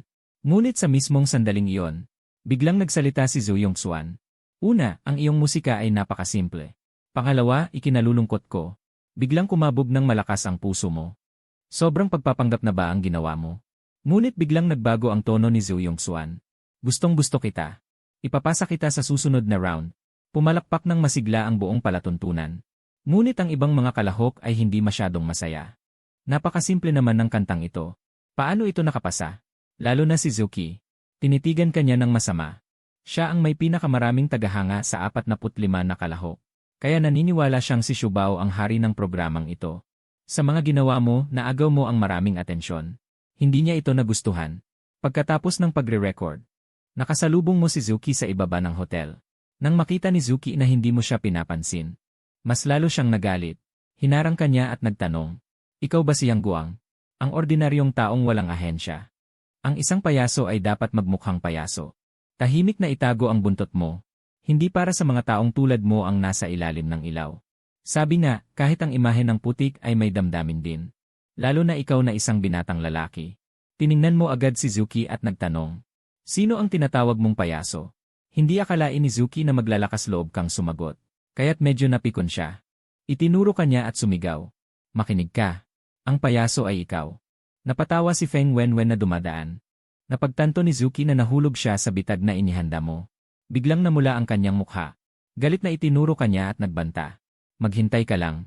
Sa mga susunod na kompetisyon, ipaparamdam ko sa iyo kung sino ang tunay na hari. Para sa mga batang walang muwang na tulad niya, hindi ka na nag-abala pang makipagtalo sa kanya. Agad kang tumango ng seryoso. Alam ko na. Ikaw ang tunay na patay." Pagkasabi mo niyan, umalis ka agad. Muling napahalakhak si Feng Wenwen. Napatulala si Zuki at humihingal ng malakas. Hindi niya akalain na isang ordinaryong tao na walang pangalan ay hindi man lang siya igagalang. Ang susunod na pag-record ng programa ay sa susunod na linggo. Balak mong manatili sa Kyoto at maglibot-libot. Pagbalik sa kwarto ng hotel, tinawagan mo si Lin Yushu. Inimbitahan mo siyang magpunta sa Kyoto para magsaya. Tuwang-tuwa si Lin Yushu nang marinig iyon. Nag-isip siya at sinabi, "Kung gayon, magmamaneho ako bukas ng umaga. Siguro makakarating ako doon ng hapon. Aabutin ng 10 oras ang pagmamaneho papunta rito. Nag-isip ka at hindi iyon ligtas. Kaya iminungkahi mo. Sumakay ka na lang ng eroplano. Susunduin kita sa airport bukas." Alam mong nag-aalala ka pa rin sa kanyang kaligtasan. Tuwang-tuwa si Lin Yushu. Agad siyang nag-book ng tiket sa eroplano. Ibinato mo ang telepono sa gilid. Humiga ka sa kama at nagtatalon sa tuwa. Matagal na ring hindi ka nakaramdam ng ganitong kasiyahan. Kinabukasan ng gabi, sumakay ka ng taxi papunta sa airport. Hindi nagtagal, lumabas si Lin Yushu. Bitbit niya ang isang mabigat na gitara. Parang isang perlas sa gitna ng kadiliman. Nagkatinginan kayo at pareho kayong napangiti. Dahan-dahan kayong lumapit sa isa't isa. Sa sumunod na segundo, hindi mo alam kung saan nanggaling ang lakas ng loob mo. Bigla mong iniunat ang iyong mga kamay. At mahigpit na niyakap si Lin Yushu. Inaamoy ang kanyang bango. Alam mong hindi mo makakalimutan ang amoy na ito habang buhay. Hindi nagpumiglas si Lin Yushu. Ang lahat ay nangyari ng natural. Ipinikit niya ang kanyang mga mata at pinakinggan ang iyong malakas na tibok ng puso. Nakaramdam siya ng labis na kapanatagan. Sa sandaling iyon, para kayong magkasintahan na matagal nang hindi nagkita. Kahit na ito ang unang beses ninyong magkayakap. Inalalayan mo si Lin Yushu na sumakay sa isang taxi. Sa loob ng taxi, magkahawak kamay kayong dalawa. Walang bumitiw. Pagbalik sa hotel, balisa kang naglabas ng cellphone at nagsimulang suriin ito. Nagbabaka sakaling may nakatagong kamera. Siguro dahil sanay maging artista sa nakaraang buhay. Nagtataka si Lin Yushu sa iyong mga kakaibang kilos. Ngunit natutuwa pa rin siya na makita ka. Inabot niya sa iyo ang gitara. At nakangiting sinabi, nabalitaan kong sira ang gitara mo. Regalo ko ito sa iyo. Nalungkot ka at naantig sa sinabi niya. Siguradong napagod ka sa pagdala nito mula sa malayo. Paano mo nalaman na sira ang gitara ko? Ngumiti ng matamis si Lin Yushu. Hindi ko sasabihin sa iyo. Laging may paraan para malaman. Bakit ayaw mo? Binuksan mo ito at nakita. Agad mong nakilala ang gitarang ito. Ito ang Martin's True Love. Hindi mura ang gitarang ito. Kahit man lang daan-daang libo. Tuminala ka kay Lin Yushu. Punong-puno ng paghanga sa iyo ang mga mata ng dalaga. Bigla mong naramdaman na napakaswerte mo. Lahat ng tao sa mundo ay nakikipag-ugnayan sa mga nakatataas sa kanila. Ilan lang ang nakikipag-ugnayan sa mga nakabababa. At nagbigay pa ng napakamahal na regalo. Sa nakaraang buhay, nagpabaya ka. Sa buhay na ito, dapat mong pahalagahan. Sinabi mo sa kanya ng tapat. Salamat. Gustong-gusto ko ito. Masayang umiti si Lin Yushu. Parang sinag ng araw sa gitna ng taglamig. Kinuha mo ang gitara at sinabi, kakantahan kita. Wala akong maibibigay sa iyo ngayon. Kakantahan na lang kita. Ngunit maniwala ka sa akin. Magtatrabaho ako ng husto para kumita ng maraming pera sa hinaharap. Masayang tumango si Lin Yushu. Dumampi ang iyong mga daliri sa mga kwerdas. Ang mga magagandang nota ay umalingaw-ngaw sa silid. Para sa iyo ang kantang walang estilo. Para sa iyo ang kantang walang estilo. Ang pagkukunwari ay simbolo ng aking hiling na ikaw ay maging masaya. Para sa iyo ang buhok na pumuti. Para sa iyo ang di mapakali. Para sa iyo ang baliktad na mundo. Para sa iyo, anong hindi ko kayang gawin sa mundo? Sa pagitan ng tag-init at taglagas na may bahagyang lamig, may bahagyang kulay ng pagpapalit ng panahon. Pagkatapos marinig ang kanta, namula ang mga mata ni Lin Yushu dahil sa damdamin. Bigla siyang naghain ng isang kahilingan. Ang ganda ng kantang ito. Gusto kong kantahin mo ulit ito para sa akin sa kompetisyon. Tumango ka bilang pagsang-ayon. Kung gayon, kantahin mo ito sa finals. Nakikita mong gumagabi na. Inaya mong kumain si Lin Yushu. Sa buong daan, para kang isang bagitong umiibig. Hindi tumitigil ang iyong bibig. Tahimik lang na nakikinig si Lin Yushu sa iyong tabi. Sana'y walang katapusan ang daang ito. Pagkatapos ng hapunan, nagniningning ang mga ilaw sa paligid. Bigla kang huminto sa paglalakad. Naglakas loob kang itanong ang katanungang iyon. Kung ganoon, ngayon, girlfriend na ba kita? Pagkatapos magtanong, kinakabahan ka at pinagpapawisan ang iyong mga palad. Ngunit napatawa si Lin Yushu. Hindi siya nagsalita. Sa halip, kusang inilagay niya ang kanyang kamay sa iyong palad. At saka naghawak kamay. Itinaas niya ang kanilang mga kamay. At ipinagpag sa harap mo. Ano sa tingin mo? Bigla kang napangiti ng masaya. Nang gabing iyon, nakahiga si Lin Yushu sa kama. Tinawagan ang kanyang ina. Nag-alala siya ng kaunti bago nagdesisyon na umamin. Ma, pumayag akong maging girlfriend ni Yang Guang. Pagkatapos niyang sabihin iyon, biglang may narinig na malakas na kalabog sa kabilang linya. Kasunod nito ay ang galit na sigaw ni Hu Shuangjin. Hoy, matandang hukluban. Nakikipag-date lang ang dalaga. Bakit ka nagpapanik? Yamang magkasama na kayo. Maghanap kayo ng panahon para isama si Xiaoyang para kumain dito sa bahay. Kinabukasan, sa madaling araw. Pagkatapos niyong kumain ni Lin Yushu ng almusal, iminungkahi mong pumunta sa Forbidden City. Naramdaman ni Lin Yushu na basta't kasama kanya. Ayos lang kahit saan. Kaya't magkahawak kamay kayong dahan-dahang pumasok sa Forbidden City. Mula sa tarangkahang Taihe hanggang sa Hardin Imperial. Tapos mula sa tarangkahang Shenwu palabas. Pagod na pagod ang mga binti nilang dalawa. Hila-hila mo pa rin siya papunta sa kalsada ng mga kakanin. Mula sa simula ng kalsada hanggang sa dulo. Hinawakan ni Lin Yushu ang kanyang bilog na tiyan at naglambing. Kasalanan mo, pinakain mo ako ng sobra. Hindi na ako makalakad. Nag-isip ka. Bigla kang lumuhod sa harap niya. Aalalayan kita pabalik. Masayang sumandal si Lin Yushu sa iyong likod. Mahigpit na yumakap sa iyong leg. Dahan-dahan kang naglakad sa ilalim ng ilaw ng kalsada habang buhat siya. Sa sandaling ito, naramdaman ni Lin Yushu na pagmamay-ari niya ang buong mundo. Mabilis na lumipas ang isang linggo. Hinatid mo si Lin Yushu sa airport.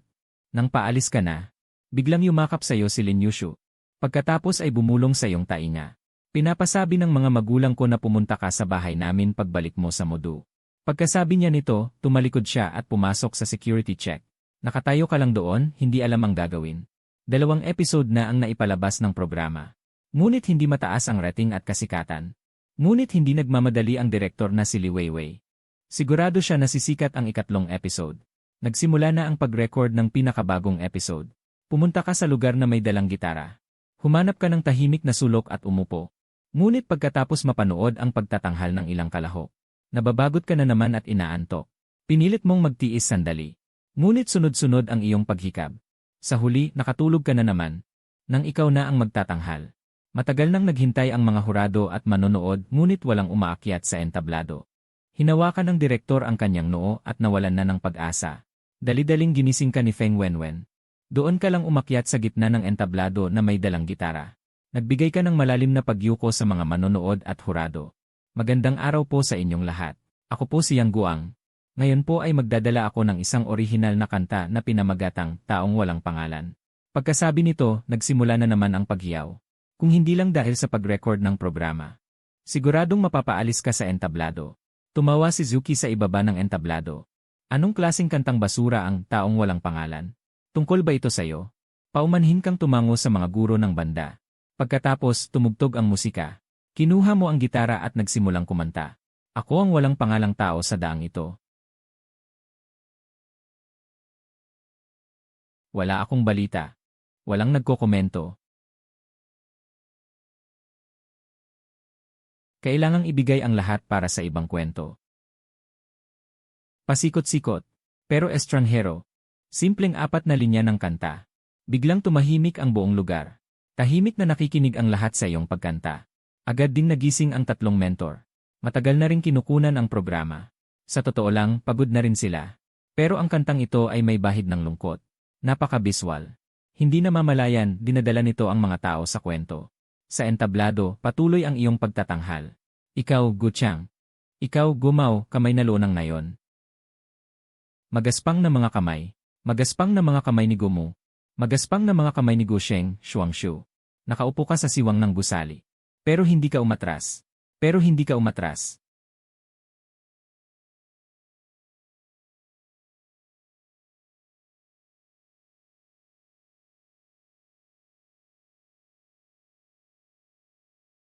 Init bawat metro. Kapag pumasok sa taglamig ang pangarap ni Xujia, kapag nagliliyab ang Xumenglo,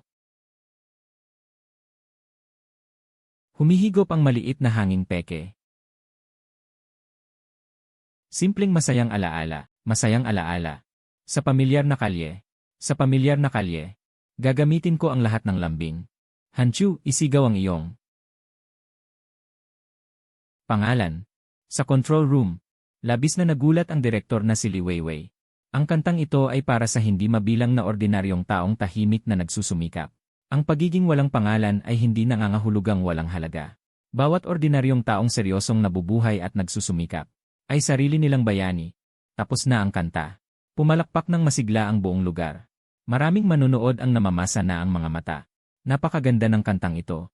Dati, pinupuna pa ng lahat ang iyong pagkahuli. Hindi ko inakalang magdadala ka ng ganitong kalaking sorpresa sa lahat. Ang mga manonood sa lugar ay baliw na sumisigaw ng iyong pangalan. Si Zuki sa waiting area ay nakatingin sa tagpong ito. Halos mabasag na ang kanyang mga ngipin sa galit. Umakyat sa entablado ang host na si Xiaxia na may hawak na mikropono. At sinabi ng may labis na pananabik. Gusto kong tanungin si Teacher Yang Guang. Nasaan ang iyong writer's block? Umiti ka at sumagot. Ang writer's block ko ay walang writer's block. Pagkabigkas nito, naghiyawan ang lahat. Itinuro niya muli ang iyong gitara at nagtanong ng may pagtataka. Hindi ba sira ang iyong gitara? Nakangiti kang sumagot. Ibinigay ito sa akin ng isang kaibigan. Nanlaki ang mga mata ng host. Ang gitara na ito ay nagkakahalaga ng higit sa 10,000 yuan. Magbibiro pa sana siya. Pero biglang tumayo si Zhu Yongxuan. Bago magbigay ng komento, gusto kong magtanong ng isang bagay kay Yang Guang. Gusto mo bang maging isang superstar? Nagkunwari kang nahihiya at sumagot. Pwede na rin. Siyempre gusto ko rin. Nagtawanan ang lahat. Pero seryosong sinabi ni Zhu Yongxuan. Ikaw pa rin sa aking paningin ang may pinakamaraming inspirasyon sa pagsulat ng kanta sa mga nakababatang henerasyon. Pero nagbago ang tono niya. Dahil dito, mas mataas ang magiging expectations ko sa'yo. Ang isang superstar ay dapat mayroong kahit 10 kantang may score na siyam. Kaya isa ka pa lamang shooting star sa ngayon. Pero kung magpapatuloy ka, siguradong magiging superstar ka. Pagkatapos magsalita ni Zhu Yongxuan, muling nagkagulo ang lugar.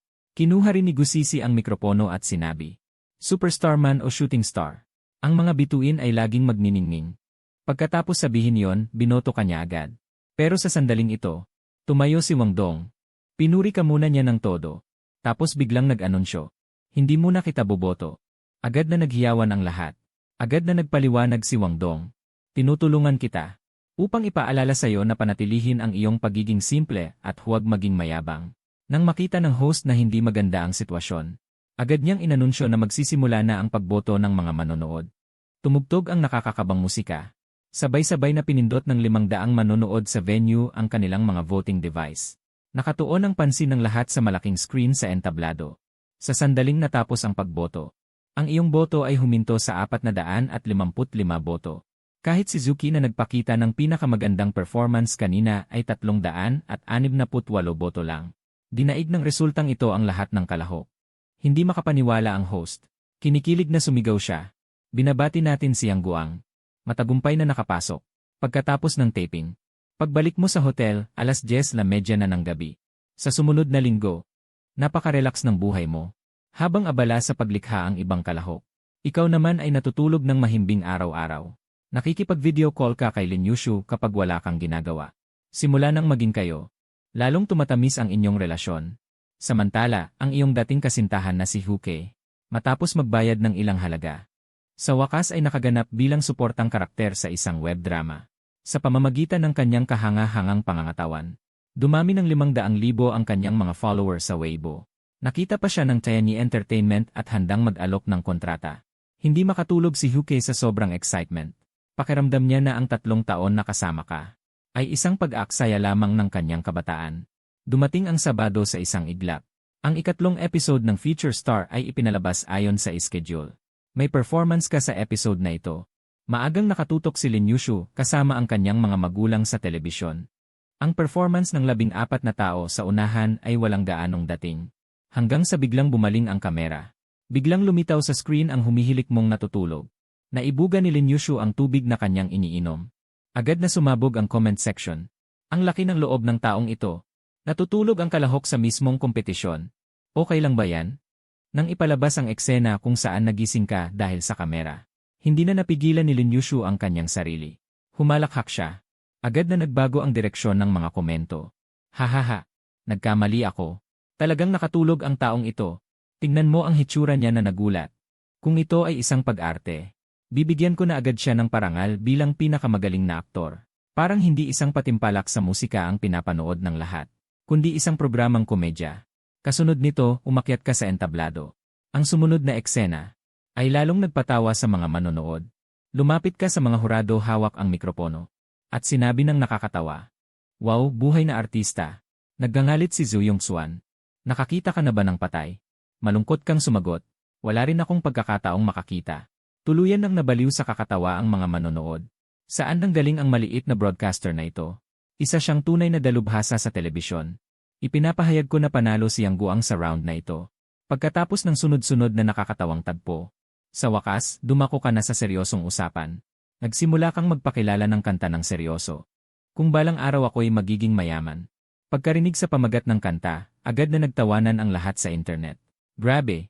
Hindi ba't ito ang madalas kong pangarap? Nakakatawa ako, ginawa pa niyang kanta. Telepono ko. Halos malaglag ako sa tubig sa kakatawa. Lumingon din si Lin Yao para tingnan si Lin Yushu. Nakakatuwa yang nobyo mo. Napabuntong hininga na lang si Lin Yushu. Sa screen. Sa wakas, nagsimula ka ng kumanta. Hindi ko akalain na magiging napakaganda ng kanta. At napakalalim pa. Pati si Lin Yao, sunod-sunod ang papuri. Napakamalikhaing binata. Pagka-ere ng programa, tutok na tutok si Li Weiwei sa datos sa likod ng entablado. Habang nakikita niyang umaakyat ng mabilis ang rating, nagtatalon siya sa tuwa. Ang dami ng nanood sa episode na ito ay mas mataas pa kaysa sa pinagsamang dami ng nanood sa 2 nakaraang episode. Lalo na pagkatapos mong lumabas. Direktang umakyat sa pinakamataas na antas ang rating. Tuwang-tuwa si Li Weiwei sa kanyang puso. Buti na lang at inimbitahan kita noon. Agad niyang napagdesisyunang dagdagan ang eksena mo sa susunod na episode. Kasabay nito, nakita rin ni Huke ang episode na ito. Nang makita kanya sa entablado, hindi siya makapaniwala. Gayong isa ka lamang ordinaryong tao. Bakit basta ka na lang nakapasok sa mga bituin ng kinabukasan? Samantalang kailangan niyang makipag-poker sa matandang hukluban para lang makakuha ng supporting role sa isang web series. Lalong nagalit si Huke. hanggang sa unti-unting nabaluktot ang kanyang mukha. Sabay lagapak. Ibinagsak niya ang baso sa sahig ng pagkalakas-lakas. Narinig ng manager sa labas, si Ding Qianqian, ang ingay. Puno ng paghamak ang kanyang isipan. Isang artista na umaasa sa sexual favors para umangat. Ang yabang-yabang. Kinabukasan. Gaya ng nakaugalian, binuksan ni Director Li Weiwei ang Weibo. Nang makita niya ang mga trending topic, tuwang-tuwa siyang napatalon mula sa kama. Ang numero unong trending topic ay kung ako'y magiging mayaman balang araw. Ang pangalawang trending topic ay ang 81 pagsubok ni Yang Guang sa pagsali sa programa. Napangiti si Li Weiwei. Tama ang naging desisyon niya. Basta't nariyan ka. Sasabog ang programang mga bituin ng kinabukasan. Lumipas ang oras. Dumating na naman ang Lunes, araw ng pagre-record. Todo ensayo ang ibang mga kalahok.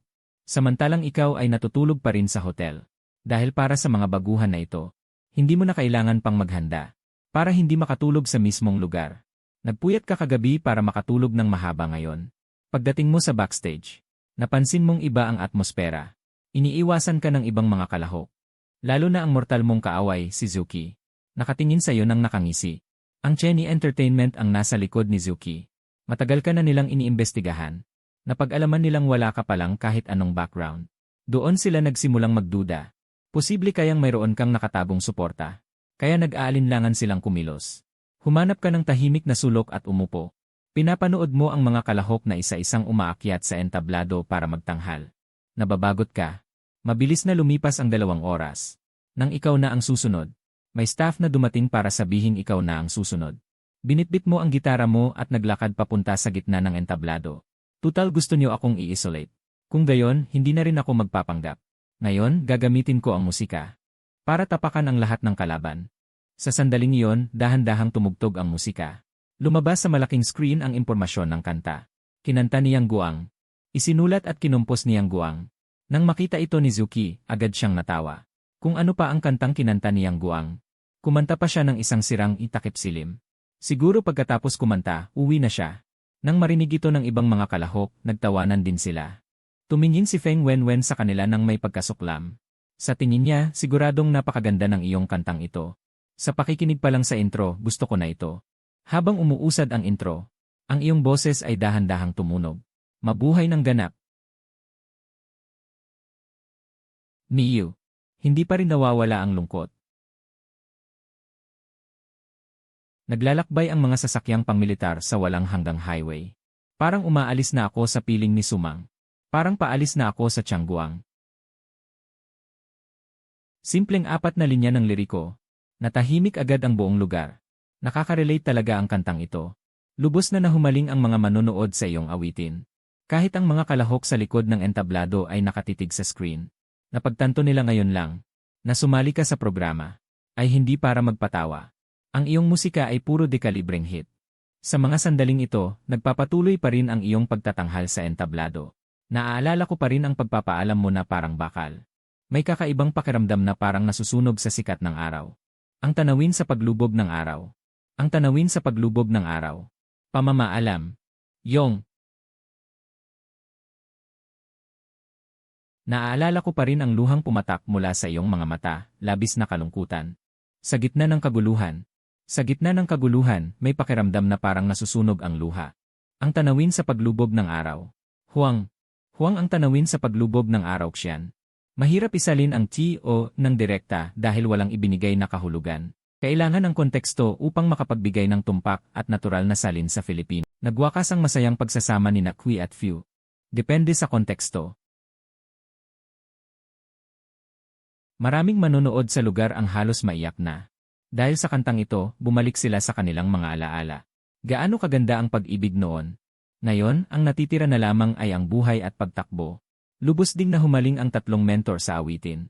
Napakataas ng kalidad ng kantang ito.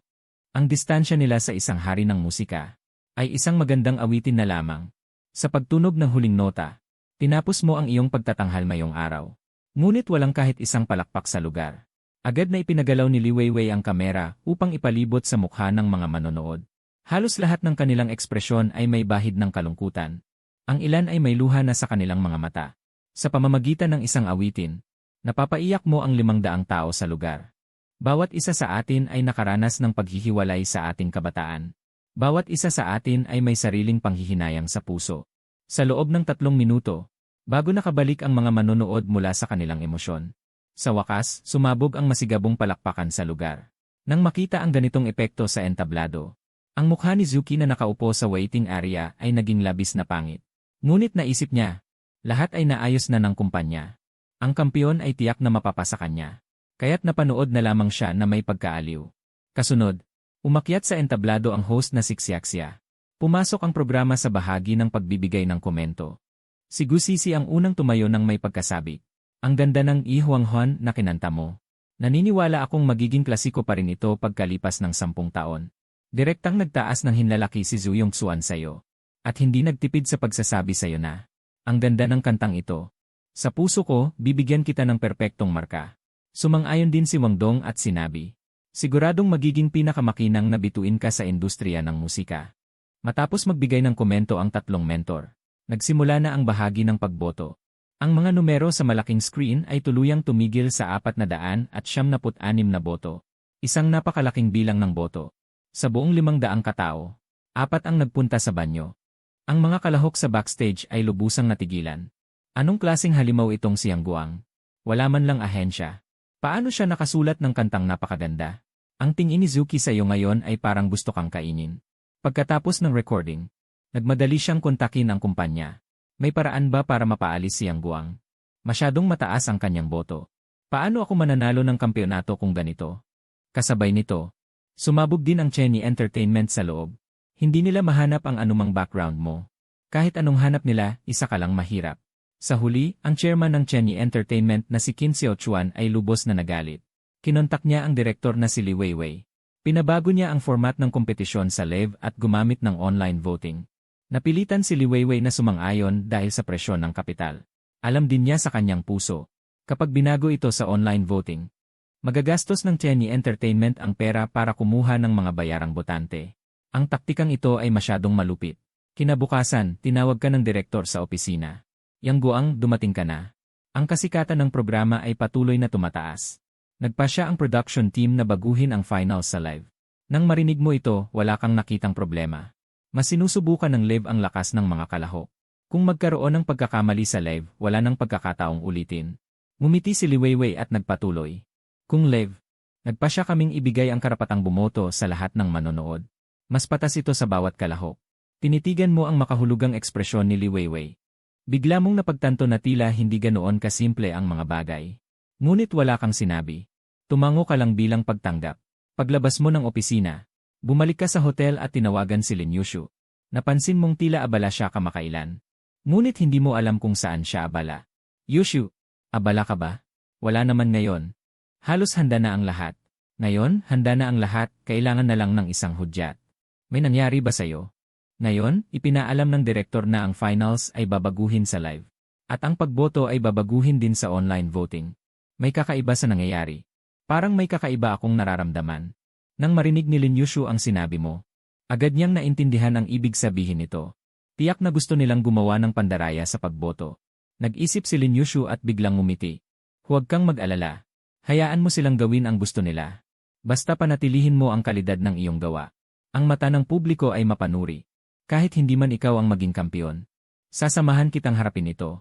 Nang marinig ang ganitong pagsusuri ni Lin Yushu, bigla kang nakaramdam ng matinding determinasyon. Lahat ng iyong problema ay biglang naglaho. Pagkatapos ibaba ang telepono, kinuha ni Lin Yushu ang kanyang cellphone at tinawagan si Ding Min.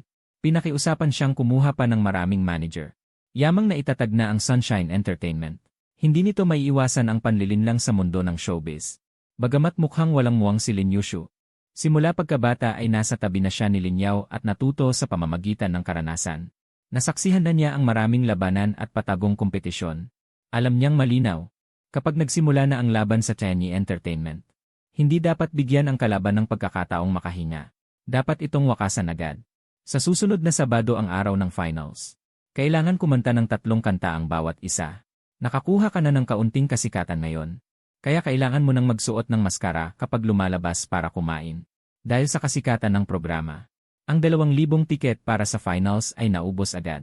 Para sa finals na ito, ang bawat kalahok ay maaaring kumuha ng isang guest na makakasama sa pagkanta. Kung sino ang may pinakamaraming boto, siya ang magiging kampiyon. Ipinangako mo kay Lin Yushu noon. Nakakantahin mo sa finals ang kantang You What Else. Bilang isang lalaki, dapat mong tuparin ang iyong sinabi. Lubos ding naghanda si Zuki sa pagkakataong ito. Kinuha ng Chenyi Entertainment si Fan Yuhua upang maging guest singer niya. Nang malaman ito ni Zuki ay tumalon siya sa tuwa. Si Fan Yuhua ay isang sikat na mga awit sa China. Ang kanyang kasikatan ay halos katumbas ng isang sikat na artista. Ang kampyonato ay tiyak na sa kanya na. Sa kasalukuyan, sa Sunshine Entertainment, tinawag ni Lin Yushu si Zhang Jinghui, ang legal counsel, sa kanyang opisina. Pinakiusapan silang ihanda ang kontrata. Gusto kanyang pirmahan pagkatapos ng finals. Kahit manalo ka o hindi. Naniniwala siyang ikaw ang pinakamaliwanag na bituin. Mabilis na dumating ang Sabado. Malapit nang magsimula ang finals ng Future Star. Habang sumasakay ka sa bus, nakatanggap ka ng text message mula kay Lin Yushu. Nakarating na siya sa Kyoto. Nagbukas ng hotel malapit sa venue ng kompetisyon. Pagkatapos ng kompetisyon, may regalo para sa'yo. At naway magtagumpay ka. Pagkakita mo, bahagya kang ngumiti. Iniisip mo kung ano kaya ang regalo. Dumating sa estadyum. Pumasok ka sa backstage sa pamamagitan ng employee entrance. 6 na manlalaro na lang ang natitira sa Grand Finals. Ang 5 ay may suporta ng mga entertainment company. Inayos ng kumpanya na maging guest performer nila ang mga sikat na artista. Unti-unting pumapasok ang 2,000 manonood sa venue. Dumidilim na ng mga oras na ito. Pumunta ka sa gilid ng stage mula sa backstage. Ang sumalubong sa iyo ay ang madilim na karamihan ng manonood. May dala silang makukulay na cheering banners. Bumabalik ang mga alaala na matagal mo nang kinalimutan. Sabik na sabik ka sa pakiramdam na ito. Bigla kang tinapik sa balikat. Lumingon ka at nakita mo ang direktor na si Li Weiwei. Nakangiti niyang tanong, "Anong problema? Kinakabahan ka pa ba?" Umiling ka at hindi nagsalita. Nagpatuloy si Li Weiwei sa pagtatanong. Dumating na ang mga guest performer ng ibang kalahok. "Ikaw, nasaan na ang iyo?" Ikinalat mo ang iyong mga kamay at walang nagawa na sinabi. "Ako na hamak na walang pangalan. Saan ako kukuha ng guest performer? Kailangan kong magsarili." Kumunot ang noo ni Li Weiwei matapos marinig ito. Pagkatapos ay ngumiti siya at sinabi, "Hindi ka hamak na walang pangalan. Naniniwala ako na pagkatapos ng gabing ito, ang iyong pangalan ay aalingaw sa buong mundo ng musika."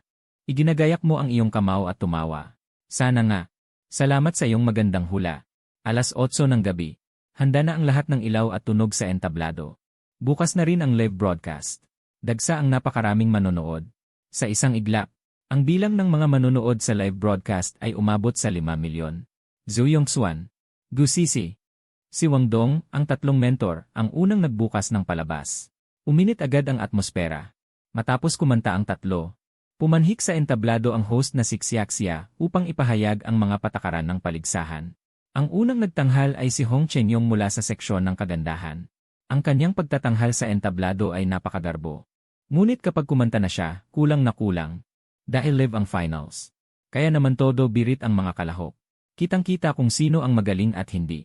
Biglang naging masigla ang chat sa live stream. Maraming netizen ang nagsimulang manukso. Ano ba yung kinakanta nila? Buti na lang at hindi ako nakabili ng tiket. Nagbibiruan ba tayo? Sobra-sobra na ang sablay sa tono. Naghiyawan din ang mga manonood.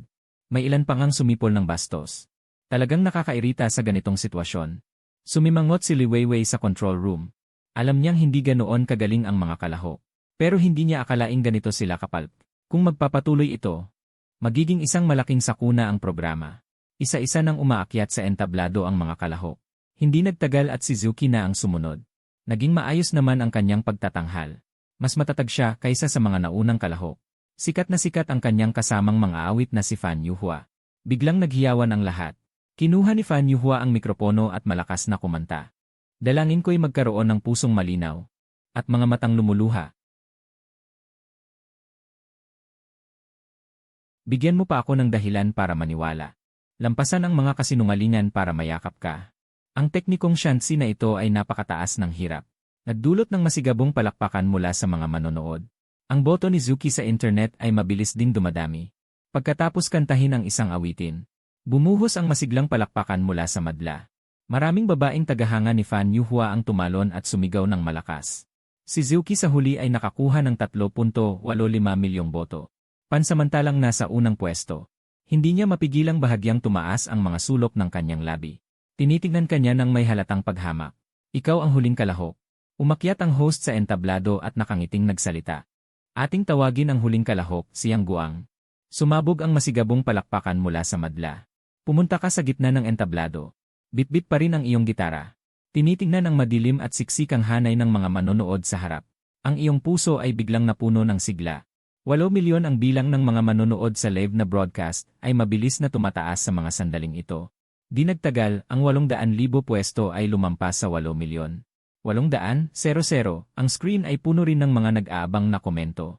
Sa pagkakataong ito, gumawa ka ng isang bagay sa harap ng mga manonood na hindi inaasahan ng sinuman.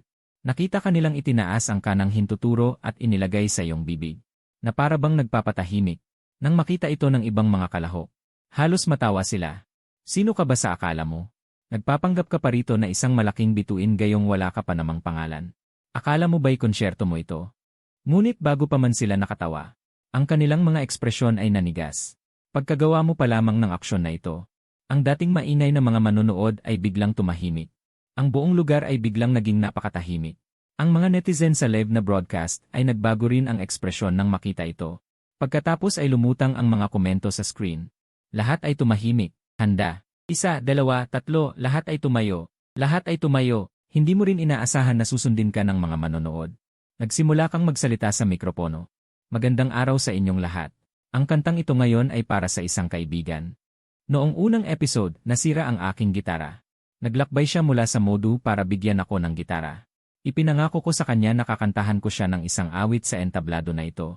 Matapos marinig ang kwentong iyong ikinuwento, naramdaman ng mga manonood na ito ay lubhang romantiko.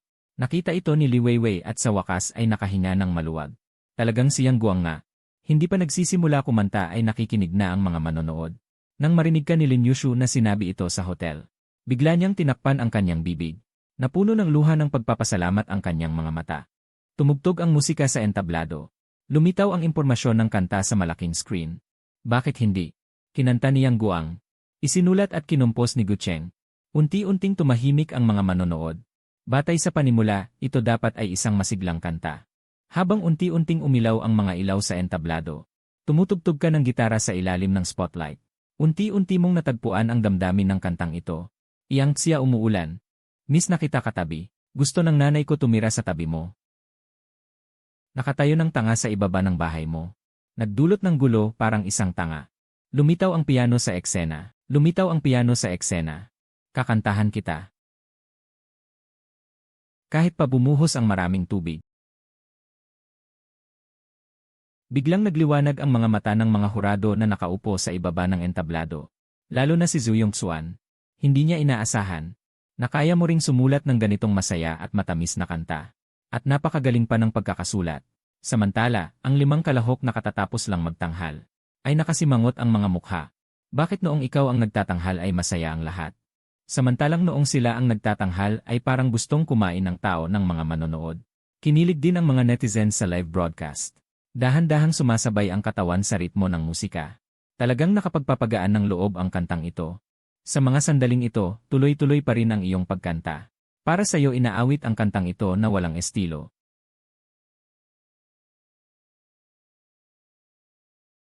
Para sa iyo, kaya kong magpatuyo ng ilog na nababalot ng yelo. Para sa iyo, magiging gamu-gamo ako na handang masunog. Me, she in em ang pag-ibig ay hindi karapat-dapat. Walang bagay na hindi karapat-dapat. Para sa iyo inaawit. Para sa iyo inaawit ang kantang ito na walang hangin. Dahan-dahan na nagpapahiwatig na gusto kitang maging masaya. Dahan-dahan na nagpapahiwatig na gusto kitang maging masaya. Dahan-dahan na nagpapahiwatig na gusto kitang maging masaya. Maging masaya ka. Para sa iyo ang halimbawang ito ng pagpasa. Ipinasa ko ito para sa iyo. Para sa iyo, walang imposible sa mundo. Para sa iyo, walang imposible sa mundo. Ang kulay ng tag-init. Ang pinagmulan ng taglagas ay may kaunting init at kulay ng pagpapalit ng panahon. Nagsimulang sumigaw ang mga manonood. Maraming babaeng tagahanga ang pilit na sumisigaw ng pangalan ni Yang Guang. Hindi nila inaasahan. Nakakanta ka ng ganito katamis na kanta. Wala nang pakundangan ang mga komento sa live broadcast. Mahal kita, asawa ko. Gusto kong bigyan ka ng mga anak. Kung isinulat sa akin ang kantang ito, magpapakasal ako agad. Sa loob ng hotel room, pinapakinggan ni Lin Yushu ang awitin na naririnig sa telebisyon. Kahit na narinig na niya ito dati, ay nangingilid pa rin ang kanyang mga luha. Simula nang kumpirmahin niyo ang relasyon, ay hindi pa kayo nagkikita. Hindi niya alam kung bakit. Sa mga sandaling ito, gusto kanyang makita agad. Pagkatapos ng isang kanta, ang mga manonood sa ibaba ng entablado ay tuluyang nabaliw. Ang ganda-ganda naman. Agad na may mga manonood na nagsabi, kung may lalaking manliligaw sa akin, kakantahan niya ako ng kantang ito. Tumayo ka sa entablado at nagpahinga ng kaunti. Dahil 2 kanta ang kakantahin sa bahaging ito. Muling namatay ang ilaw.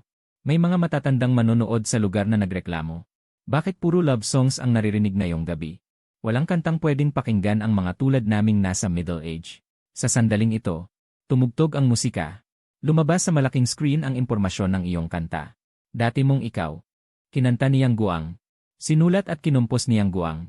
Kumalat ang musika na parang tubig. Unti-unting tumahimik ang lugar. Habang tumatagal ang intro, kinuha mo ang mikropono at nagsimulang kumanta. Dati akong nangangarap na maglakbay sa mundo ng may espada. Seng Meng.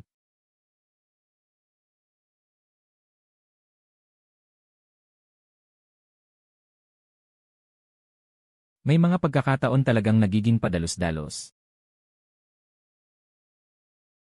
Rusen, para kang isang taong walang permanenteng tirahan. Tila sina Sen, Shanghai, at Nanjia. Simpleng 4 na linya ng lyrics. Tuluyan nagnahay ang mga manonood. Diretso at malinis ang ritmo ng kantang ito. Nagpapahiwatig ng isang masigla, matapang, at ambisyosong pakiramdam. Itinaas ng mga manonood sa ibaba ng entablado ang kanilang mga glow stick at nagsimulang sumigaw. Kailan pa sila nakarinig ng ganitong kanta? Lahat ay nagpapasalamat sa kanilang mga puso. Nagkatinginan ang mga mentor na sina Zhu Yongxuan at Gu Sisi. Nakita nila ang pagkabigla sa mga mata ng isa't isa. Tuwang-tuwa rin ang grupo ng mga nasa middle age. Ang sarap pakinggan ng kantang ito.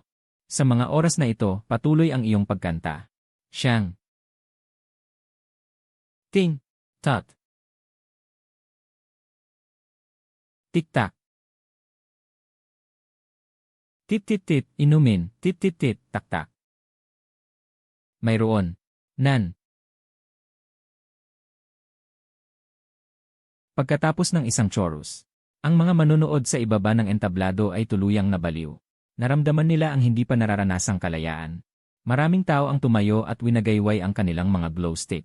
Gusto ko nang mag-resign. Talagang nagkagulo na sa chat. Mga kapatid, mababaliw na ako, mababaliw na ako. Bakit pagkatapos kong pakinggan ang kantang ito?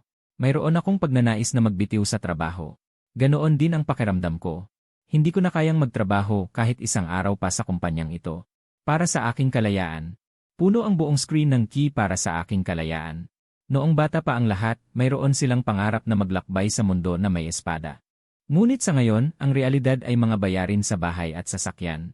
Bakit tayo naging ganito? Ito ba talaga ang buhay na gusto natin? Ang iyong kanta ay parang isang susi. Lubusan nitong ginising ang pagnanais ng lahat para sa kalayaan. Pinalaya nito ang kanilang mga pangarap. Tapos na ang kanta. Yakapan mo ang iyong gitara habang nakatayo sa entablado. Tinatamasa ang hiyawan ng mga manonood. Ito talaga ang pakiramdam na iyon. Pinagsama-sama ng kapangyarihan ng musika ang lahat. Tumayo si Zhu Yongxuan at sinabi sa iyo sa pamamagitan ng mikropono. Tama nga ang hinala ko sa iyo. Talagang napakahusay mo. Naaalala ko noong nagsisimula pa lang ang programa, tinanong kita. Gusto mo bang maging isang higante o isang bulalakaw? Ngayon, masasabi ko nang may pananagutan. Isa kang higante. Pagkatapos ay sinabi rin ni Gu Sisi ng may kasiglahan. Yang Guang, talagang napakagaling mo. Kakatapos lang naming mag-shooting ng isang teleserye. Pwede mo ba akong gawa ng theme song?